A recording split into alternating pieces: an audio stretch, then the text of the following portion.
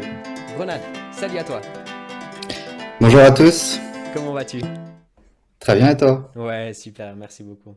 Alors, je vais juste Bah, contrôler écoute, que le son se passe bien. Normalement, ça devrait être bon. Peut-être juste confirmer avec le chat que le son est correct également du côté de Ronan. On va juste contrôler ça. Normalement, c'est tout bon. Bienvenue à toi chez Cryptologique. J'espère que... écoute, ravi. Magnifique. J'espère que tu es prêt. On a pas mal de questions avec la communauté. Et puis, on va pouvoir, j'espère, répondre à pas mal de ces questions avec la communauté. Parce que c'est vrai que c'est très complexe, hein, quand même, la fiscalité. Finalement, avec la crypto-monnaie, c'est quelque chose d'assez nouveau. Euh, Surtout Ouais, ouais, pour vous, hein, pour le effectivement. métier surtout. Donc, Effectivement, je suis là pour ça, je vais essayer. C'est vrai que c'est aussi complexe pour ceux qui se posent des questions que pour ceux qui sont censés y répondre. je Donc, pense, exactement, ouais, tout à fait. Donc, il y a voilà. beaucoup de recherches à faire de votre côté, je suppose. Ouais. Peut-être qu'on peut commencer avec une petite présentation. Donc, tu n'es pas spécialement nouveau non plus dans la fiscalité ou en tant qu'avocat. Tu travailles également en dehors de la crypto-monnaie. Voilà, c'est déjà ton métier. Est-ce que tu peux nous en dire un petit peu plus de qui tu es? Exactement, donc moi je suis français parce que je sais que dans ta communauté, il y a pas que des Français. Exact. Euh, Beaucoup de Suisses, de Belges. Donc voilà, moi j'habite à Paris, ça fait 7-8 ans que je suis avocat maintenant. Il y a 7-8 ans, on parlait moins de crypto-monnaie, hein, moi j'ai commencé en tant qu'avocat en droit des affaires. Et puis avec une spécialisation plutôt en fiscalité. Et puis avec les années, j'ai commencé à m'intéresser aux cryptos et puis j'ai franchi le pas, mais vraiment en tant qu'investisseur, parce qu'à cette époque, on n'avait vraiment aucune problématique de la part de la communauté en matière de régulation, en matière juridique. Donc j'ai commencé fin 2018. J'ai fait mes premiers investissements en crypto-monnaie. Avec un peu de chance, vu que Bon c'était timing. ouais, c'était le bottom, bon, un peu, beaucoup par chance, hein. Et voilà, puis j'ai commencé à investir chaque mois, à m'intéresser à la technologie, à tout ça. Et puis ça va tellement vite, il y a tellement de choses, il y a tellement de fondamentales derrière que ça devient vite quelque chose de passionnant. Et on a vite fait d'y passer beaucoup de temps. Voilà, j'ai commencé à acheter mes bitcoins, mes Ethereum. J'ai même acheté du XRP à cette Ouh, époque, voilà, qui est le seul actif que j'avais vendu dans ma vie en waouh. tant qu'investisseur crypto. Et puis voilà, et puis on a passé une période assez longue de bear market 2018-2019 où voilà, on investissait, mais on savait pas trop si on allait récupérer nos fonds à la fin. Donc il fallait vraiment être convaincu de la technologie pour continuer. Et puis vient 2020, puis vient ce halving, vient un petit peu aussi le Covid, dont on ne saura jamais vraiment si s'il est lié au bull run ou non, hein, vu que on était en plein halving. Il y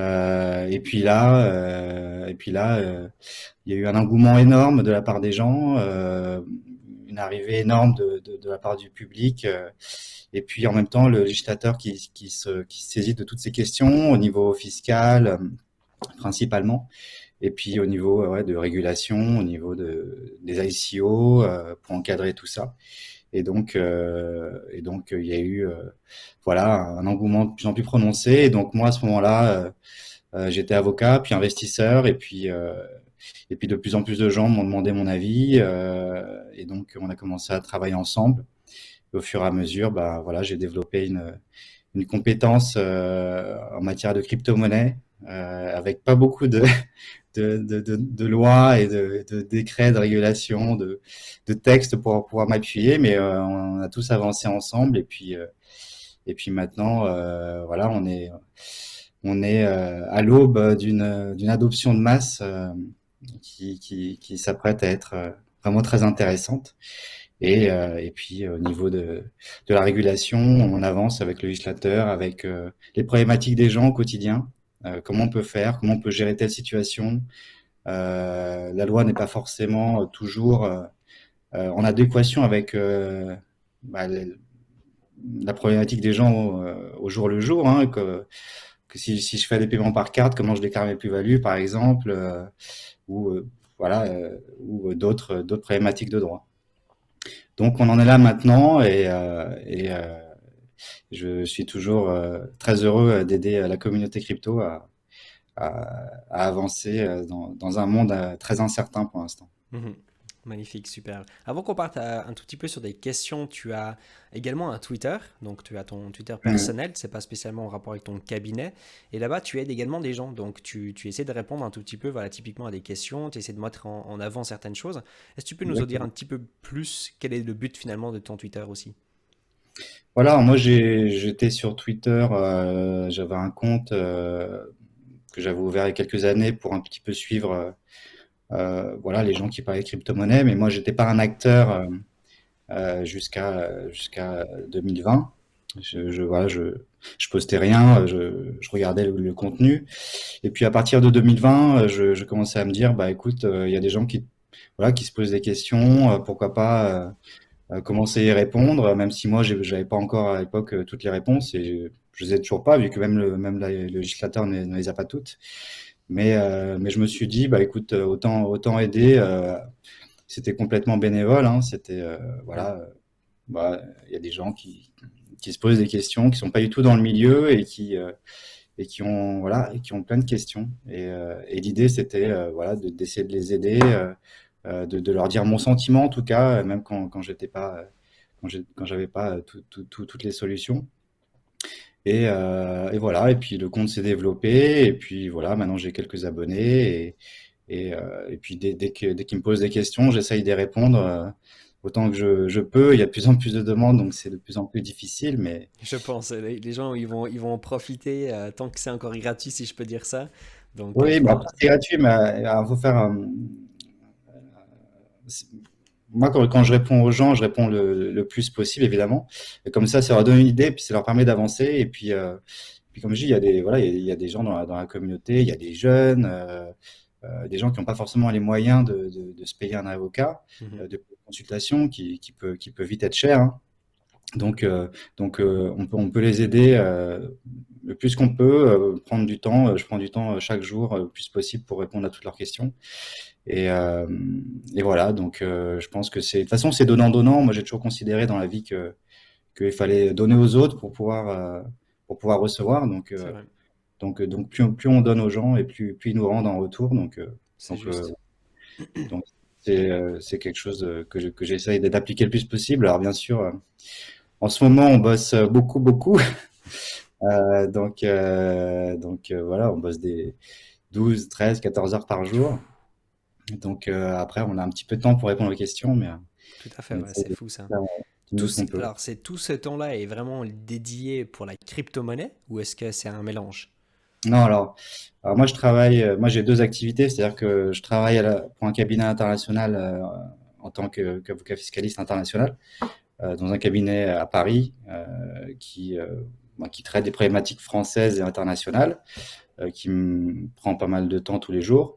Et puis ensuite, bah, j'ai mes clients perso qui me contactent en tant qu'avocat spécialisé en matière de crypto-monnaie ou des enjeux liés aux actifs numériques. Donc dans toutes sortes de problématiques, hein, c'est les ICO, les expatriations fiscales, est-ce que je suis un pro, est-ce que je suis un non-pro, est-ce que je dois créer une société, à partir de Mhm. quel moment, est-ce que je peux apporter mes cryptos à ma société, comment le faire sans payer d'impôts, euh, voilà, toutes sortes de problématiques qui se posent et pour lesquelles Tout à fait. D'ailleurs, on va voir ça ensemble ce soir parce qu'on a pas mal de questions bah, qui ressemblent exactement à ça. Je pense qu'il y a également beaucoup des questions qui se répètent hein, parce qu'on a tellement de nouvelles personnes qui arrivent dans le monde de la crypto-monnaie.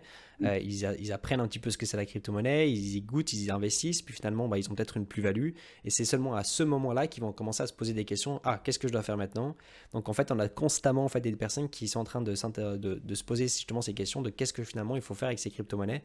Et en plus de ça, chaque pays c'est différent. Donc c'est vraiment pas simple. Et ça peut changer également très rapidement.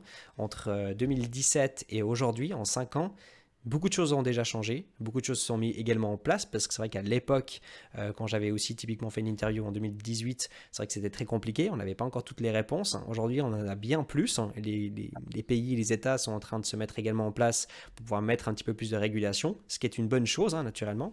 Mais Mais voilà, on a aussi encore une grande partie des gens qui ne veulent pas spécialement déclarer, qui ne veulent pas spécialement faire le nécessaire. Et je pense que ça peut être très dangereux. Donc on pourra peut-être partir un petit peu après aussi sur ces sortes de conversations. Euh, Peut-être j'ai encore une petite dernière question avant qu'on parte justement dessus. Est-ce que sur Twitter aujourd'hui, tu vois beaucoup de bêtises? Et quand je dis bêtises, c'est des gens typiquement qui vont donner des conseils, enfin des conseils, qui vont peut-être donner plutôt leur avis en rapport avec la fiscalité, des choses comme ça, mais qui est complètement fausse, typiquement. Alors, on va dire que j'ai vu des choses qui n'étaient pas forcément très justes. Mm, Après, il y a peu de personnes qui se prononcent sur ce genre de problématique mm, pour plusieurs raisons. Déjà, c'est soit des avocats qui se prononcent et le peu d'avocats qui se prononcent en général ne disent pas de bêtises parce qu'il n'y en a pas beaucoup, hein. c'est vrai. Si je dois vous faire, si je dois vous faire un petit peu un récapitulatif de la situation enfin, les connaissances qu'ont les avocats des crypto-monnaies, je dirais qu'il y a 95% des avocats qui absolument n'ont aucune idée de ce que ça peut être. Ouais, ils deviennent fous quand ils entendent parler des cryptos déjà. Voilà. Et puis moi, j'ai plein de gens qui m'ont contacté, qui m'ont dit, bah voilà, moi j'avais déjà contacté un avocat, je lui ai préparé ma situation et il m'a jamais répondu parce qu'en fait l'avocat il sait pas de quoi tu parles, donc Bien sûr. il va pas te répondre ou sinon ça accroche pas parce que l'avocat en face, tu sens bien que qu'il comprend rien, donc toi tu lui parles de wallet, tu lui parles de crypto, de trucs, il sait pas ce que c'est, donc il va pas pouvoir t'aider facilement. Donc il y a très peu d'avocats qui sont capables de répondre à ces questions, d'aller sur des plateaux, de parler de tout ça. Il y en a quelques-uns. Mhm. Je pense que d'ici un an ou deux, la situation aura beaucoup changé. Il y aura beaucoup plus d'avocats qui se seront formés, qui auront fait l'effort voilà, de créer un wallet, de faire quelques transferts entre voilà, des cold wallets ou des exchanges, tout ça, et puis voir un petit peu qu'est-ce que c'est que le lending, que le staking, voilà. Donc, ils se seront un petit peu renseignés. Et ce sera devenu, je pense, beaucoup plus accessible encore plus que maintenant. Donc, d'ici un an ou deux, il y aura des avocats qui pourront, beaucoup plus d'avocats qui pourront répondre aux questions. Et puis, on assiste à vraiment je vois quasiment toutes les 2, 3 semaines des cabinets d'avocats spécialisés en crypto qui se montent. Donc, ça veut dire qu'il y a une vraie demande et puis des avocats qui essayent d'y répondre. Donc, oui, c'est vrai que au niveau des avocats, j'ai pas vu beaucoup de bêtises, si ce n'est même jamais, hein, parce que quand les avocats parlent sur Twitter, c'est qu'ils sont sur d'eux et qu'ils ont tout vraiment vérifié. Et puis, il y a des gens très intelligents, des avocats très intelligents sur Twitter.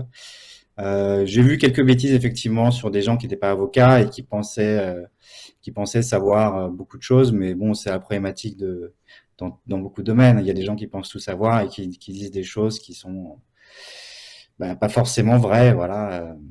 J'ai vu des gens qui disaient bon, moi je m'en fiche de toute façon, le fisc m'attrapera jamais et puis je prendrai mon bateau et puis je partirai hors de France, quoi. Bon, Mhm. C'est ce qu'on voit un petit peu dans les films, si je peux dire. ouais, c'est un peu ça, quoi. Voilà, non, mais bon. Ou des gens qui disent de toute façon moi je passe que par MetaMask, Mhm. je fais que des transactions là-bas et puis je fais des mixeurs et puis de toute façon je me ferai jamais avoir, quoi. Donc c'est un peu problématique parce que C'est les bien gens sont pas problématique. forcément conscients de comment on peut les attraper et puis surtout il y a des choses très simples, hein.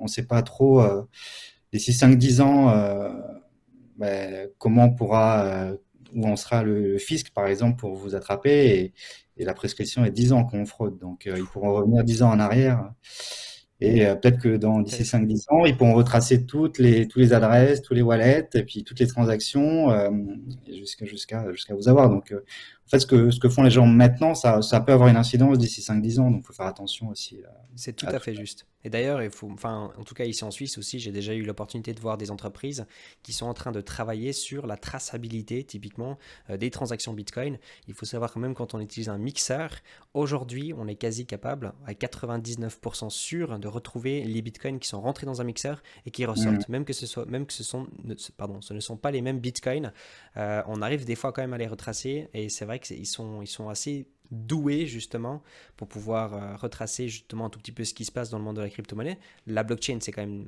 finalement très transparent, on peut quand même retrouver beaucoup de choses. Oui, c'est Tout est là, hein, quelque part. C'est juste qu'on n'a pas les outils nécessaires aujourd'hui et l'État n'a pas les outils nécessaires pour pouvoir tout retrouver. Donc c'est vrai qu'on a l'impression qu'on peut encore un petit peu profiter, mais il faut tout simplement garder en tête que ça peut durer 10 ans. Donc c'est très important. Genre, Si on a depuis dans le investi pays. en 2008-2009, tout début du Bitcoin, on a investi, et puis aujourd'hui on les a, bravo. Parce que du coup, là, peut-être c'est encore différent. Mais à part ces petits chanceux au tout début, il faut quand même faire attention. Et chaque pays, de nouveau, c'est différent. Je vois aussi des questions directement là sur le chat. C'est vrai que j'ai des réponses, mais c'est vrai que c'est pour la Suisse. Donc ça va être assez intéressant de savoir tout ça pour, en tout cas en France. Est-ce Il faut que, ouais, que l'État a le temps. L'État a le temps. On a l'impression que qu'on va trop vite pour lui. On a l'impression qu'il comprend pas grand-chose parce que effectivement c'est une nouvelle technologie et qu'on fait des choses voilà, que le commun des Français, des Suisses, des Belges ne comprennent pas. Mhm. Et mais l'État a le temps. Il y a une prescription qui est, en tout cas en France, c'est 3 ans. Et en cas de fraude, ça peut être 10 ans. Donc il a le temps. Il a le temps. Il a le temps de se former. Il recrute des gens tous les jours pour regarder tout ça. Exact. Et puis après, il tapera. C'est exactement ça. Magnifique. Alors, est-ce que tu es chaud pour qu'on commence un petit peu avec plein de questions? Alors, ça va être un petit peu random, si je peux dire. Donc, on va partir peut-être un petit peu dans tous les sens, c'est possible. Je ne sais pas s'il y a vraiment une Oui, de toute ligne. façon, on va pas, ça va Ouais. être compliqué de faire des thèmes à chaque fois. Exactement, il n'y a pas trop de thèmes justement, donc c'est un petit peu tout plein de questions différentes, mais je pense Mm. que ce qui peut être assez intéressant pour commencer, c'est de parler un petit peu du monde du trading. Parce que on a beaucoup de personnes aujourd'hui qui arrivent dans le monde de la crypto-monnaie, ils ne se considèrent pas comme traders ou ils se considèrent comme traders parce qu'ils gagnent de l'argent, etc. Et il y a beaucoup de questions finalement derrière ça. Typiquement, à partir de quel montant est-ce qu'on est considéré en tant que professionnel? À partir de combien de trades est-ce qu'on est considéré comme professionnel? Est-ce que si on fait du levier, alors je pose plein de questions en même temps, après on pourra reprendre vraiment étape par Ouais, étape. Est-ce que les leviers, typiquement, je fais du levier x25, x10, est-ce que ça a un impact différent? Euh, et quelle est aussi la différence que finalement, si je ne suis pas considéré comme trader professionnel, est-ce que c'est 0% toujours aujourd'hui en France ou est-ce qu'il y a quand même des taxes à payer sur une plus-value si on fait un trade par mois et c'est en dessous d'une certaine valeur? Peut-être qu'on peut commencer déjà avec un petit peu partir sur ce monde du trading. Peut-être tu peux commencer avec quelque chose là-dessus si ça va pour toi. ok, bah écoutez, je vais essayer de commencer large et Hmm. d'aller en détail, hein, comme on dit Je dans rebondis un petit peu sur ce que tu vas dire au cas où. dans le monde du droit. Euh, alors en tout cas en France, mais après je pense que, je vais parler de la situation de la France, mais je pense que ça peut être assez facilement applicable aussi Ailleurs. en Belgique ou en Suisse, Ok. pas forcément au niveau des taux d'imposition, mais en tout cas au niveau de la philosophie. En France, il y a deux grands régimes, hein. Il y a le régime est-ce qu'on a un particulier, on a imposé à 30% sur la flat tax, voilà, et puis on paye 30% et puis on est tranquille. Ou alors sinon, on a un professionnel et donc là, contrairement aux particuliers, on n'a pas de sursis d'imposition quand on fait des opérations en crypto. Donc quand on a un particulier qu'on fait des opérations en crypto, ben voilà, tant qu'on ne transforme pas en monnaie ayant cours légal, donc en euros, principalement en Europe, ou en dollars, ou qu'on n'achète pas une Rolex ou qu'on ne paye pas un avocat en crypto, ben, on n'est pas imposé. Hmm. Ce qui n'est pas le cas quand on a un professionnel. Quand on a un professionnel, ben, on paye à chaque fois qu'on fait une plus-value, même en crypto. Donc c'est la différence. Et puis en plus, quand on a un professionnel, en fait, on est imposé au barème. Je ne vais pas faire la distinction entre les bénéfices industriels et commerciaux et les bénéfices non commerciaux, mais en gros, on est imposé au barème progressif. Et à partir de 160 000 euros, on est imposé à 45%, on a des prélèvements sociaux, et puis le taux maximum peut être de 66,2%. Donc on n'est plus du tout à 30%. Après, je précise quand même que pour arriver à 66,2%, il faut dégager un sacré revenu Hmm. imposable, et un Bien revenu sûr. net, hein, après imputation des charges. Donc faut être à 400 000, 500 000, enfin, faut être vraiment très très haut. Ouais, je vois. Sinon, on sera plus bas, on sera plutôt aux alentours des 50%. Mais on aura cotisé aussi au chômage, après, enfin, Bien sûr. à toutes les charges sociales. Donc, c'est aussi à prendre en compte. Moi, j'ai le cas, par exemple, de gens qui ne travaillent pas, par exemple, et qui ne cotisent pas, et qui veulent être particuliers, et donc être imposés à 30%. Mais si on impose à 30% et qu'après on prend des mutuelles et tout ça, et que après, ben, finalement, on peut être aussi vite imposé à plus. Donc, ça revient peut-être peu ou prou à la même chose qu'être imposé à 50% en tant que professionnel. Hmm. Bon, voilà. Alors après, en ce qui concerne la différence, entre particuliers et professionnels. En tout cas, en France, c'est une question de fait et totalement de fait. Chaque situation est complètement différente. Alors après, il y a des critères qui viennent et qui sont très inspirés de toute la jurisprudence qui s'est développée pour les opérations de bourse tout au long du XXe siècle et au début du XXIe. Et donc, on a quelque chose sur quoi se baser pour déterminer si on est professionnel ou non professionnel. Alors, dans la crypto, en tout cas, on prend en compte beaucoup trop de choses actuellement et ça va changer en 2023, mais en tout cas, jusqu'en 2022, on prend en compte euh, tout un faisceau d'indices qui est très important. Par exemple, on prend en compte le nombre de transactions, Mhm. voilà. On prend en compte ta formation. Est-ce que tu as une formation en finance? Ouais. Est-ce que tu es formé dans les cryptos? On va prendre en compte les moyens que tu mets à ta disposition pour trader. Par exemple, est-ce que tu as un abonnement à Glassnode, par exemple, pour faire de l'analyse on-chain ou pas? Est-ce que tu es abonné à Bloomberg, etc. Mais en général, C'est fou ça. ça va pas trop être applicable dans la crypto. On va prendre l'espacement entre chaque trade. Par exemple, si tu fais beaucoup de trades en janvier, mais que tu n'en fais plus pendant toute l'année, ben, on va considérer que tu n'es pas professionnel. On va prendre en compte la Le durée de volume? conservation des actifs, par Ok. exemple. Est-ce que ça fait plusieurs années que tu conserves des actifs ou pas? Et en fait, c'est tout ce faisceau d'indices qui va pouvoir permettre à l'administration de considérer que vous êtes professionnel. Voilà. Euh, et ça, personne pourra vous dire que vous êtes soit non professionnel, soit professionnel, surtout voilà, quand la frontière est assez ténue. Donc, c'est pour ça qu'il y a beaucoup de gens qui savent pas trop s'ils sont professionnels ou pas. Et il y a beaucoup de gens qui ont arrêté leur activité aussi en 2020-2021 pour se mettre à fond en crypto. Et puis, ouais, est-ce que le fait d'arrêter une activité, bah, est-ce qu'on peut être professionnel alors qu'on fait pas tant de trades que ça, mais qu'on fait beaucoup d'argent? Donc, c'est vraiment les questions qu'on pose aux avocats. Et puis, après, en ce moment, c'est les avocats qui doivent vraiment sans trop de base, hein, mais en se basant sur ce qui se passait au niveau de la bourse, déterminer si, en cas de contrôle, le risque est plutôt faible, moyen ou élevé. Et en Mhm. fonction de tout ça, on va dire que s'il y a un risque faible, ben, on prend le risque, on ne déclare pas. S'il y a un risque moyen, ben là, il faut peser le risque, hein, et on sait qu'il y a 50-50. Et s'il y a un risque élevé, là, par contre, faut songer à trouver des solutions, en tout cas pour remédier à la situation. Tout à fait, exactement. Et c'est un petit peu le problème, hein. C'est que comment demain est-ce que maintenant moi je peux savoir si je suis un trader? Est-ce que je dois contacter un fiscaliste et que je lui donne absolument la totalité de mes trades d'une plateforme d'échange, de mes clés API, façon de parler, si j'utilise des applications externes, je dois tout donner le nécessaire. Le fiscaliste va surveiller ou comment ça se passe? Non. En fait, nous, on est là on fait, euh, on fait un appel téléphonique ou deux ou trois pour vraiment mettre toute la situation sur la table. Et puis ensuite, nous, on regarde. On a besoin de rien de plus, hein, c'est juste un appel ou deux. Et puis on regarde, et puis après, on fait notre mémo, et puis on conclut, et puis voilà. Comme ça, après, la personne a un mémo d'un avocat. Euh, Bien sûr, ça peut être remis en cause par un agent, un inspecteur des impôts, mais disons que ça a quand même pas mal de poids parce qu'en général, on y a passé vachement de temps. Et, si l'inspecteur va le contentieux, il faut vraiment qu'il s'assure de lui. Voilà. Mhm. Ouais. Et bon, C'est en général, investir ça. du temps des fois pour rien. Ouais. Mais en tout cas, ce que je dirais, parce que je pense pas que les gens ont tous envie de payer un avocat à faire un mémo, c'est déjà une question de montant, hein. Enfin, pour moi, c'est en premier lieu une question de montant.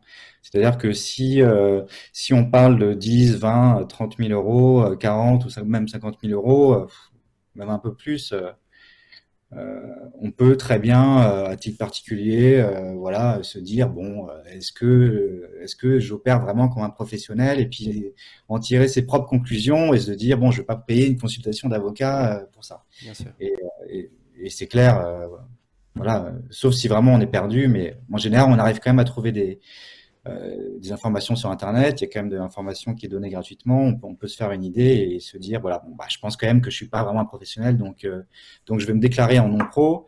Et puis, je prends le risque. Et puis, il y a quand même peu de chances que je me fasse redresser sur ça. Mhm. Par contre, on parle de montants beaucoup plus importants. Moi, par expérience, on me contacte en tant qu'avocat quand il y a 2, 300, 400, 500, 1 million, 4 millions, 10 millions en jeu, quoi. Mm, C'est tout euh, à fait, exactement. c'est plutôt ces sommes-là parce que bah, ça vaut le coup de payer une consultation 2, 3, 4 000 balles. Bon, quand il y a 1 million en jeu, ouais, pour savoir ce qu'on fait et puis pour savoir est-ce que je dois rester en France, est-ce que je dois partir de France, si je pars de France, comment partir de France, si je veux revenir en France d'ici 1 an ou 2, comment revenir en France, Mhm.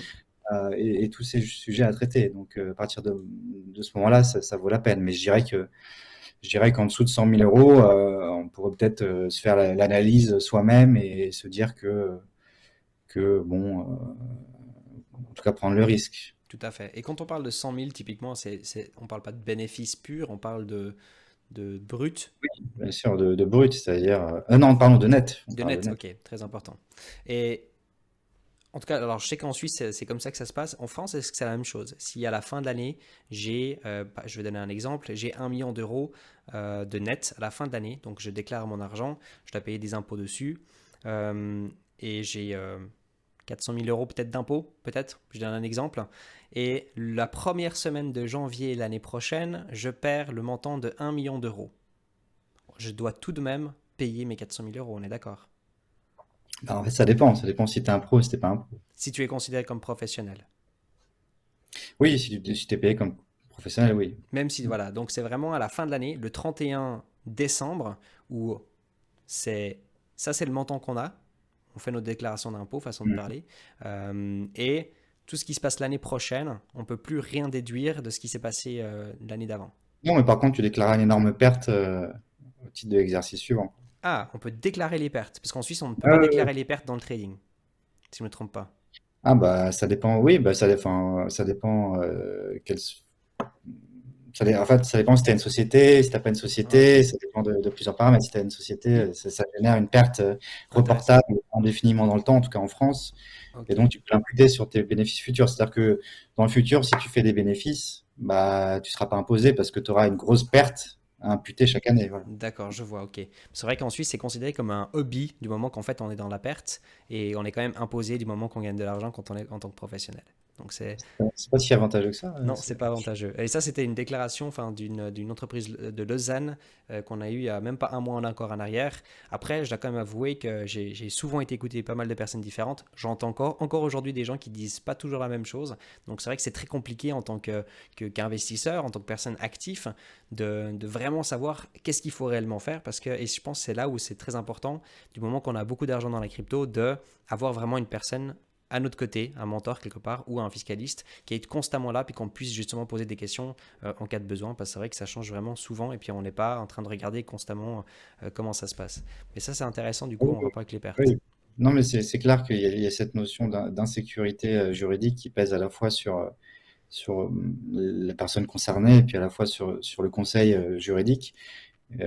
Donc c'est important d'être sécurisé. Et puis c'est vrai que, comme je disais au début, il y a beaucoup de questions qu'on nous pose. Et puis nous, on dit, bah écoutez, je vais regarder, quoi, parce Mhm, que bien sûr. là, personne n'a la solution, en fait. Donc il y a beaucoup de situations où on regarde ce qui se passe dans une situation hors crypto.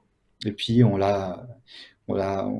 l'adapte. Et puis on considère que ça peut être la même chose parce que dans la crypto, en gros, c'est la même situation. Donc, on prend le droit existant pour créer le nouveau droit Mhm, et tout à fait. c'est très intéressant intellectuellement, mais c'est pas très rassurant pour beaucoup de gens. Exactement. Il y a une question ici qui était assez intéressante, j'ai aucune idée, c'est en France, le meilleur statut juridique est-il le EIRL? Ah, bah, en fait, ça dépend beaucoup de choses, hein. Là, on parle de structure juridique. En fait, quand vous créez votre structure, déjà, bah, bon, là, on va parler de juridique. Quand vous créez une structure juridique, ça dépend qu'est-ce que vous voulez faire maintenant et ça dépend aussi qu'est-ce que vous voulez faire dans 5 10 ans. Euh, Bien sûr, quand vous créez une structure à niveau individuel, euh, disons que vous imaginez pas avoir des associés dans les prochaines années. Vous pouvez créer une IRL et puis le IRL, vous allez pouvoir soit la mettre à l'impôt sur le revenu, soit la mettre à l'impôt sur les sociétés. Et là, on passe au niveau fiscal. Et donc là, vous allez devoir décider, est-ce que c'est plus avantageux pour moi d'être imposé à l'impôt sur le revenu ou est-ce que c'est plus avantageux pour moi d'être imposé à l'impôt sur les sociétés et donc d'être juste imposé à 25% dans ma structure, réinvestir dans ma structure et être moins imposé que moi à l'IR si je suis imposé à 30, 40, 45 ou 50%. Donc déjà, c'est un choix à faire. Tout à fait. Après, les structures juridiques, c'est très avantageux et moi, je suis assez contacté là-dessus sur les nouveaux projets qui se structurent dans la crypto. C'est souvent des gens qui sont deux, trois, quatre associés et qui ont besoin de créer une structure parce que bah, il faut bien organiser les relations entre les actionnaires. C'est bien sûr, ça commence par une relation facile, une relation d'amitié, mais très rapidement, avec les années, ben, quand on n'a pas fait de société, on s'aperçoit que c'est pas aussi facile que ça, il y en a un qui commence à moins travailler que les autres, mais pourtant il a les mêmes parts que les autres. Donc c'est pour ça qu'il faut structurer tout ça. Et là, une structure vaut largement la peine plutôt qu'avoir sa petite structure chacun dans son coin, c'est pas possible. Et c'est pour ça qu'on rédige aussi des packs d'actionnaires en dehors des statuts d'une société pour organiser toutes les relations en tant qu'actionnaire, pour protéger chacun des actionnaires dans le futur, pour que la relation se passe le mieux possible. C'est un peu comme les DAO, quoi. C'est le smart contract de la préhistoire, quoi. Le pacte d'actionnaire, les statuts, c'est vraiment pour être sûr de prévoir dès le début comment ça va se passer pour qu'ensuite on n'ait plus qu'à se concentrer sur le business, sur l'opérationnel, sans avoir à penser à qu'est-ce qui se passe si lui part du jour au lendemain, qu'est-ce qui se passe s'il arrête de travailler, comment je me protège. Moi, je bosse plus que les autres, est-ce que j'ai droit à une rémunération en tant que président ou pas? Donc, beaucoup de choses. Ah, c'est assez intéressant. Mais je pense qu'il faut Donc, bien prendre des choix aussi personnels, justement, en cas de la situation, hein. voilà. Il n'y a pas de juste, en fait. Il faut vraiment prendre cas par cas. Si je peux résumer, si vous êtes juste un seul associé, vous pouvez très bien créer une IRL et après, vous choisissez le statut fiscal. Si vous considérez que vous êtes imposé à 30, 40, 45%, songez peut-être à être imposé à l'IS. Comme ça, vous êtes juste imposé à 25%. Et après, vous êtes imposé aussi au niveau des dividendes qui vont remonter, hein. Donc, voilà, mais il faut se poser la question, en tout cas fiscalement. Et puis après, si vous êtes plusieurs associés, je vous invite vraiment à créer une structure. Voilà, c'est pas excessif, hein. Pour un avocat, vous le ferez, pour n'importe quel avocat, vous le ferez pour entre 1000 et 1500 euros. Et après, si vous voulez faire un pack d'actionnaires, c'est quand même plus cher. Mais ça dépend de votre projet, où vous en êtes dans votre projet. Mais au moins, créer une structure, faire des statuts en ordre, ça évite beaucoup de problèmes dans le futur et beaucoup, beaucoup, beaucoup d'argent qui coûteront beaucoup plus cher que payer 1000 euros pour Je faire des voulais dire statuts. pour le prix, c'est tout à fait correct. Je crois qu'ici en Voilà. Suisse, alors ça dépend si on fait une SA ou une SARL, mais on est plutôt autour des 5000 francs pour une SA en tout cas. Donc c'est déjà un petit peu plus cher, mais ça reste des prix complètement enfin, ridicules quelque part quand on réfléchit que ça peut en effet, ça peut C'est le vraiment. prix d'un SMIC, non? C'est ça, 5000 euros, 5000 en Suisse. Tout à fait. Donc, nous, 1500, c'est le prix d'un SMIC aussi. On Donc, est, on est un peu en non, dessous, le SMIC, mais ouais, c'est un peu ça, exactement. Ok, ça c'est vraiment top. Alors il y a beaucoup de questions. Je propose qu'on parte un petit peu aussi sur sur d'autres aussi. On a typiquement pour les plateformes d'échange. Alors est-ce qu'il faut seulement déclarer aujourd'hui les plateformes d'échange centralisées sur lesquelles on a fait un KYC? Est-ce que les plateformes d'échange centralisées mais on n'a pas vraiment fait d'inscription sans KYC, est-ce qu'il faut les déclarer? Est-ce que les DEX, nos crypto-monnaies qu'on a donc du coup sur des plateformes d'échange décentralisées, est-ce qu'il faut déclarer? Est-ce qu'on peut avoir un petit peu plus d'informations là-dessus en rapport avec la déclaration de nos crypto-monnaies sur ces échanges? ouais, bien sûr, c'est un point important et les gens se posent encore des Hmm. questions là-dessus. Euh, alors, en tout cas, en France, ce qu'on doit déclarer, c'est vraiment les exchanges euh, au sens premier du terme, quoi. C'est euh, c'est les entreprises comme Binance, comme Coinbase, voilà, qui ont un siège social, qui ont une adresse, qui ont tout ça. On doit absolument pas déclarer tout ce qui est MetaMask ou ce genre de choses. Donc c'est vraiment, c'est dans la loi, hein. Je me souviens plus du wording, mais en gros, c'est- en regardant la loi, on comprend qu'il faut déclarer juste les exchanges. Voilà. Donc il faut juste déclarer Coinbase, Binance, Kraken. Et voilà. Si vous avez un MetaMask, un Coinbase Wallet ou un Kepler, enfin voilà, tout, enfin, vous n'avez pas besoin de déclarer, ça c'est clair. Mhm. Et Et je peux peut-être enchaîner pour peut-être répondre aux futures questions sur les sanctions. Plaisir. Parce que j'imagine qu'il y a peut-être des gens qui vont demander. C'est en France, c'est 750 euros par compte non déclaré, donc exchange, hein, non déclaré. Voilà, donc si vous n'avez pas déclaré Coinbase, c'est 750. Si vous n'avez pas aussi déclaré Binance, c'est plus 750, donc vous êtes à 1500. Si vous n'avez pas déclaré, donc ça s'additionne en fait. Wow. Et, Et donc et, ça peut vite monter si on en a beaucoup. et est-ce que l'État peut Et ensuite, demander à ça, c'est Binance? juste Ah, jusqu'à Une 50 petite 000. seconde. Non. ah, Attends, c'est ah, mon je Siri. me suis dit, attends, qu'est-ce qui s'est passé Ouais, ici? Je trouvais ça c'est bizarre. mon Siri qui s'est lancé le bruit. Excellent, ok.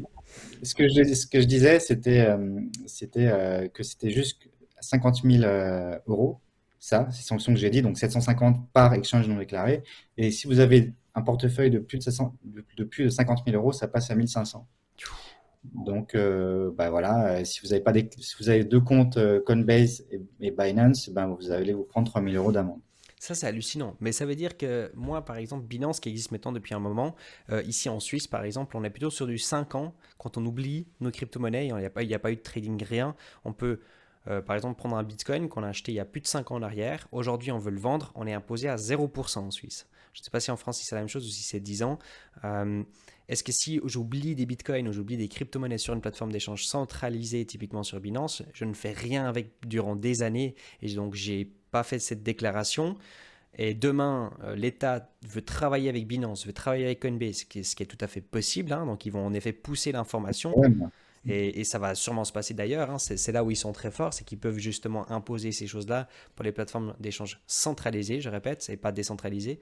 Demain, en disant, on veut toutes les informations, on veut toutes les données, on veut tous les noms, etc.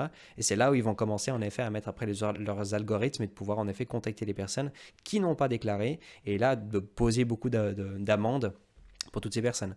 Est-ce qu'il y a quelque chose là-dessus si on ne fait pas de trading puis on a juste laissé un compte et que finalement il y a eu beaucoup d'argent dessus?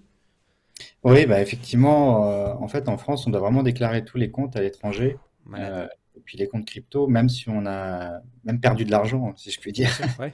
Enfin, soit perdu de l'argent, je me souviens que j'avais commencé ma carrière d'avocat à faire des régularisations de comptes en Suisse en 2020, 2012, 2013, je crois que c'était François Hollande qui avait ouvert une cellule de régularisation pour faire rapatrier tous les gens qui avaient des comptes en Suisse.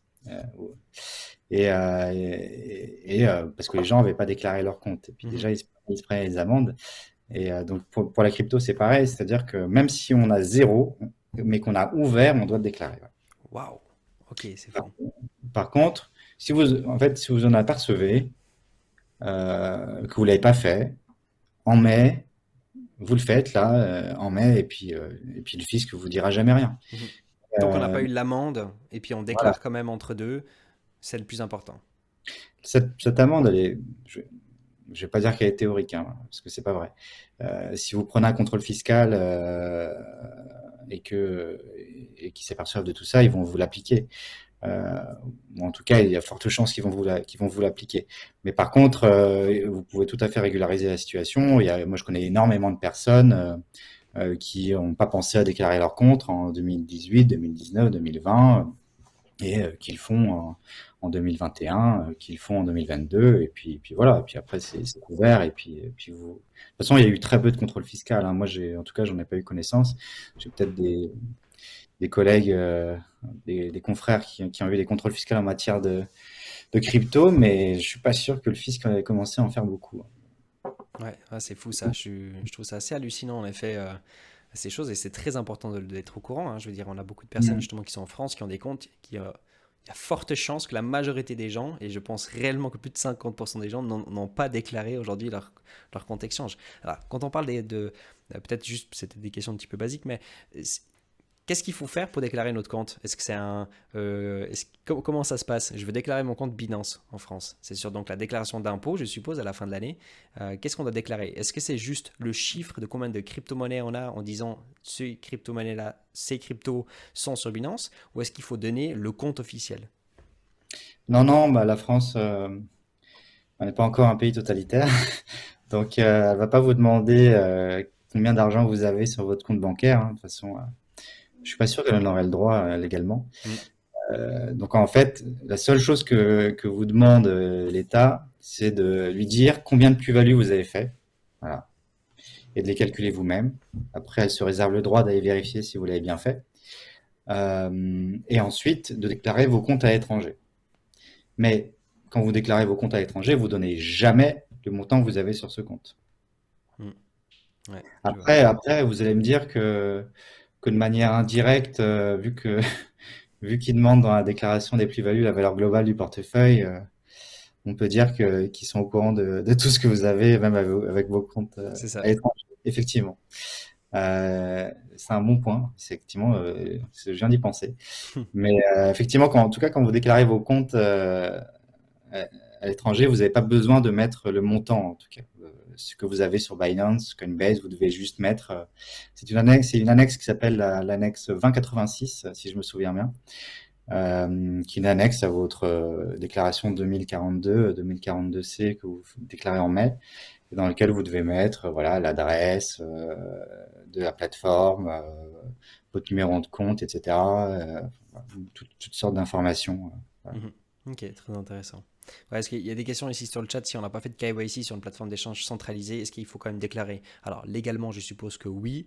Maintenant, Mhm. est-ce que c'est plus facilement traçable? Est-ce que ça va être plus complexe? C'est autre chose. Mais légalement, je pense qu'il faut toujours déclarer, même sans KYC. Ouais, alors après, c'est une question de prise de risque. De toute façon, Voilà, on prend tous des risques dans la vie, hein. c'est ça. S'il n'y a pas de KYC, il y a peut-être peu de risques qui vous attrapent. Après, comme on dit, on ne sait jamais ce qui se passera dans quelques années, mais c'est vrai que le risque devrait être limité. Mais bon, De nouveau, c'est cas par après, cas, hein. sauf si on a vraiment des choses à cacher. Après, il faut faire le point aussi sur sa situation personnelle. Est-ce qu'on a beaucoup de choses à cacher ou pas? Est-ce qu'on a fait des choses qui sont pas forcément dans les règles? Comment on pourrait faire pour les régulariser de la meilleure manière possible? Est-ce qu'on arrive à dormir la nuit? Est-ce qu'on n'arrive pas à dormir la nuit avec notre situation actuelle? Voilà, c'est toujours un risque à prendre. Moi, je connais des gens qui ont jamais rien déclaré, qui ont jamais voilà, et ils ont des comptes depuis des années, ils les ont pas déclarés, ils déclareront pas parce qu'ils considèrent qu'à partir du moment où ils déclarent des comptes, ben, ils vont se faire prendre un contrôle fiscal parce que l'administration saura qu'ils ont un compte à l'étranger et que s'ils se prennent un contrôle fiscal, ben, ils ont plus à perdre qu'autre chose. Mhm. Exact, ouais. Ils le font Ok, pas. C'est une prise de risque. Par contre, s'ils se font avoir, ça va coûter très très très très cher. c'est ça. Et Exact, puis, il faut juste être il peut même conscient. y avoir du pénal derrière. Ouh, ok. Intéressant. Est-ce que quand on mine par exemple aussi typiquement de la crypto-monnaie qui n'est donc pas liée à une plateforme d'échange centralisée, donc plutôt à l'extérieur, est-ce que c'est nécessaire également de le déclarer? Enfin, je repose toujours ces questions, mais oui, du moment qu'on a du profit, il faut en effet normalement déclarer, mais le minage des crypto-monnaies donc, est également considéré directement en tant que profit, je suppose. Mais après, on peut déduire l'électricité, on peut déduire le hardware, je suppose, typiquement les machines que ça coûte, mais le net est considéré également comme une Mhm. plus-value, donc il faut déclarer. Ou est-ce que c'est du moment seulement qu'on retire cet argent sur une plateforme d'échange après centralisée ou sur une banque qu'il faut déclarer? Alors, alors là, on entre dans un débat, la théorie et la pratique. Hmm. Voilà, le minage, le staking, le minage, bon, c'est censé être imposé en France dans ce qu'on appelle la catégorie des bénéfices non commerciaux, donc c'est-à-dire une catégorie qui n'a pas de sursis d'imposition. Donc, vous êtes imposé à chaque fois que vous réalisez un profit. Le problème, c'est que c'est difficilement traçable, enfin, même pour ceux qui en font.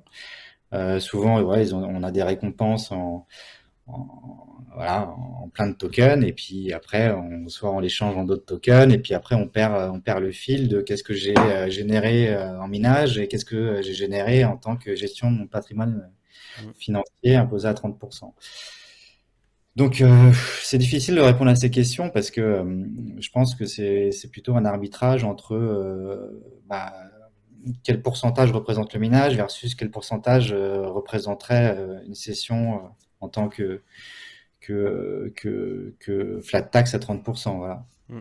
tout à fait. Je vois beaucoup de gens qui, voilà, qui dans la pratique, ils font pas la distinction entre le régime d'imposition du minage et le régime d'imposition des plus-values, parce que c'est beaucoup trop compliqué, ça prend beaucoup trop de temps. Et puis, en général, dans la majorité des cas, le minage est beaucoup moins important que les plus-values qu'on fait. Donc, ils intègrent tout ça aux plus-values et puis ils déclarent tout ça comme ça. Et puis, je pense que ça arrangera tout le monde. Je pense que même l'inspecteur, il aura pas forcément envie de retracer tout ça. Mm. Et il sera très content si tout est déclaré à 30%.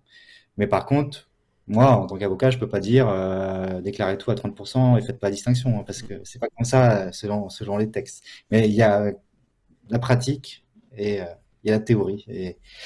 Et c'est toujours, comme on disait tout à l'heure, hein, c'est une question de risque ou pas. Est-ce que si mon minage, si mon staking, ça représente 1% de mon wallet, bon, pourquoi j'irais m'embêter à retracer what milliards de choses? Je suis pas capable de le faire et ça me Mm. prendra des heures.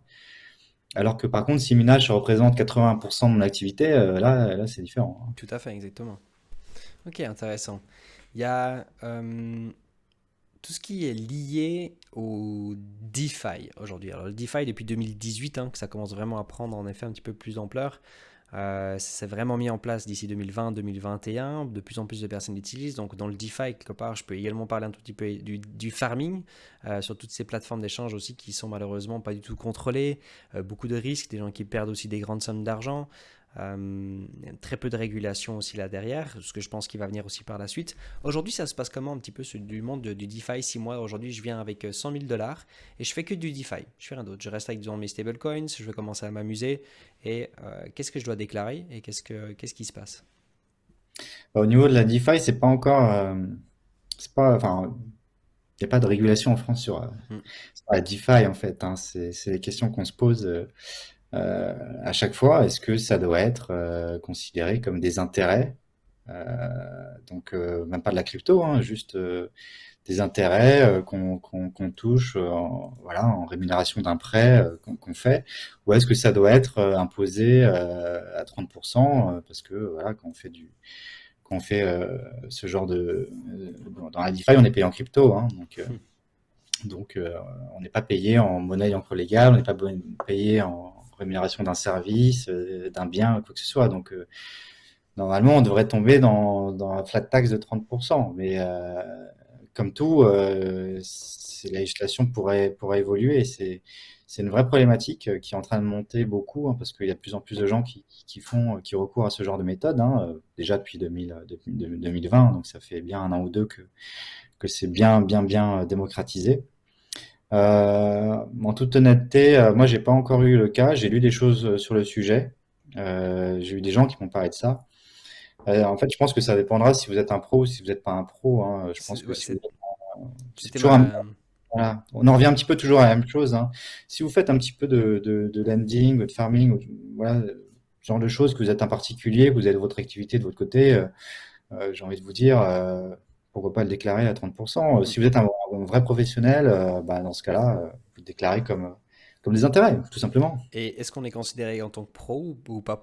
On peut choisir en fait du coup aujourd'hui dans le DeFi. Si moi je viens avec 10 000 ou je viens avec 10 millions, Ouais, je suis bah, pas considéré spécialement comme pro en fait, même si j'ai avec 10 millions en fait. ouais, bah, on en revient, effectivement, on en revient à ce qu'on disait tout à l'heure. Hmm. C'est ce faisceau d'indices qui vous fera tomber dans l'une ou l'autre des catégories. Si vous avez 10 millions et que vous le mettez en farming et que ça vous rapporte beaucoup, bah, à la rigueur, vous ne serez pas forcément considéré comme un pro parce que vous en occupez pas, que vous le laissez pendant un an ou 2 ans. Par contre, si vous faites des arbitrages, si vous mettez en œuvre des méthodes financières complexes, Hmm. vous pouvez être considéré comme un pro. C'est comme tout, hein. Ouais.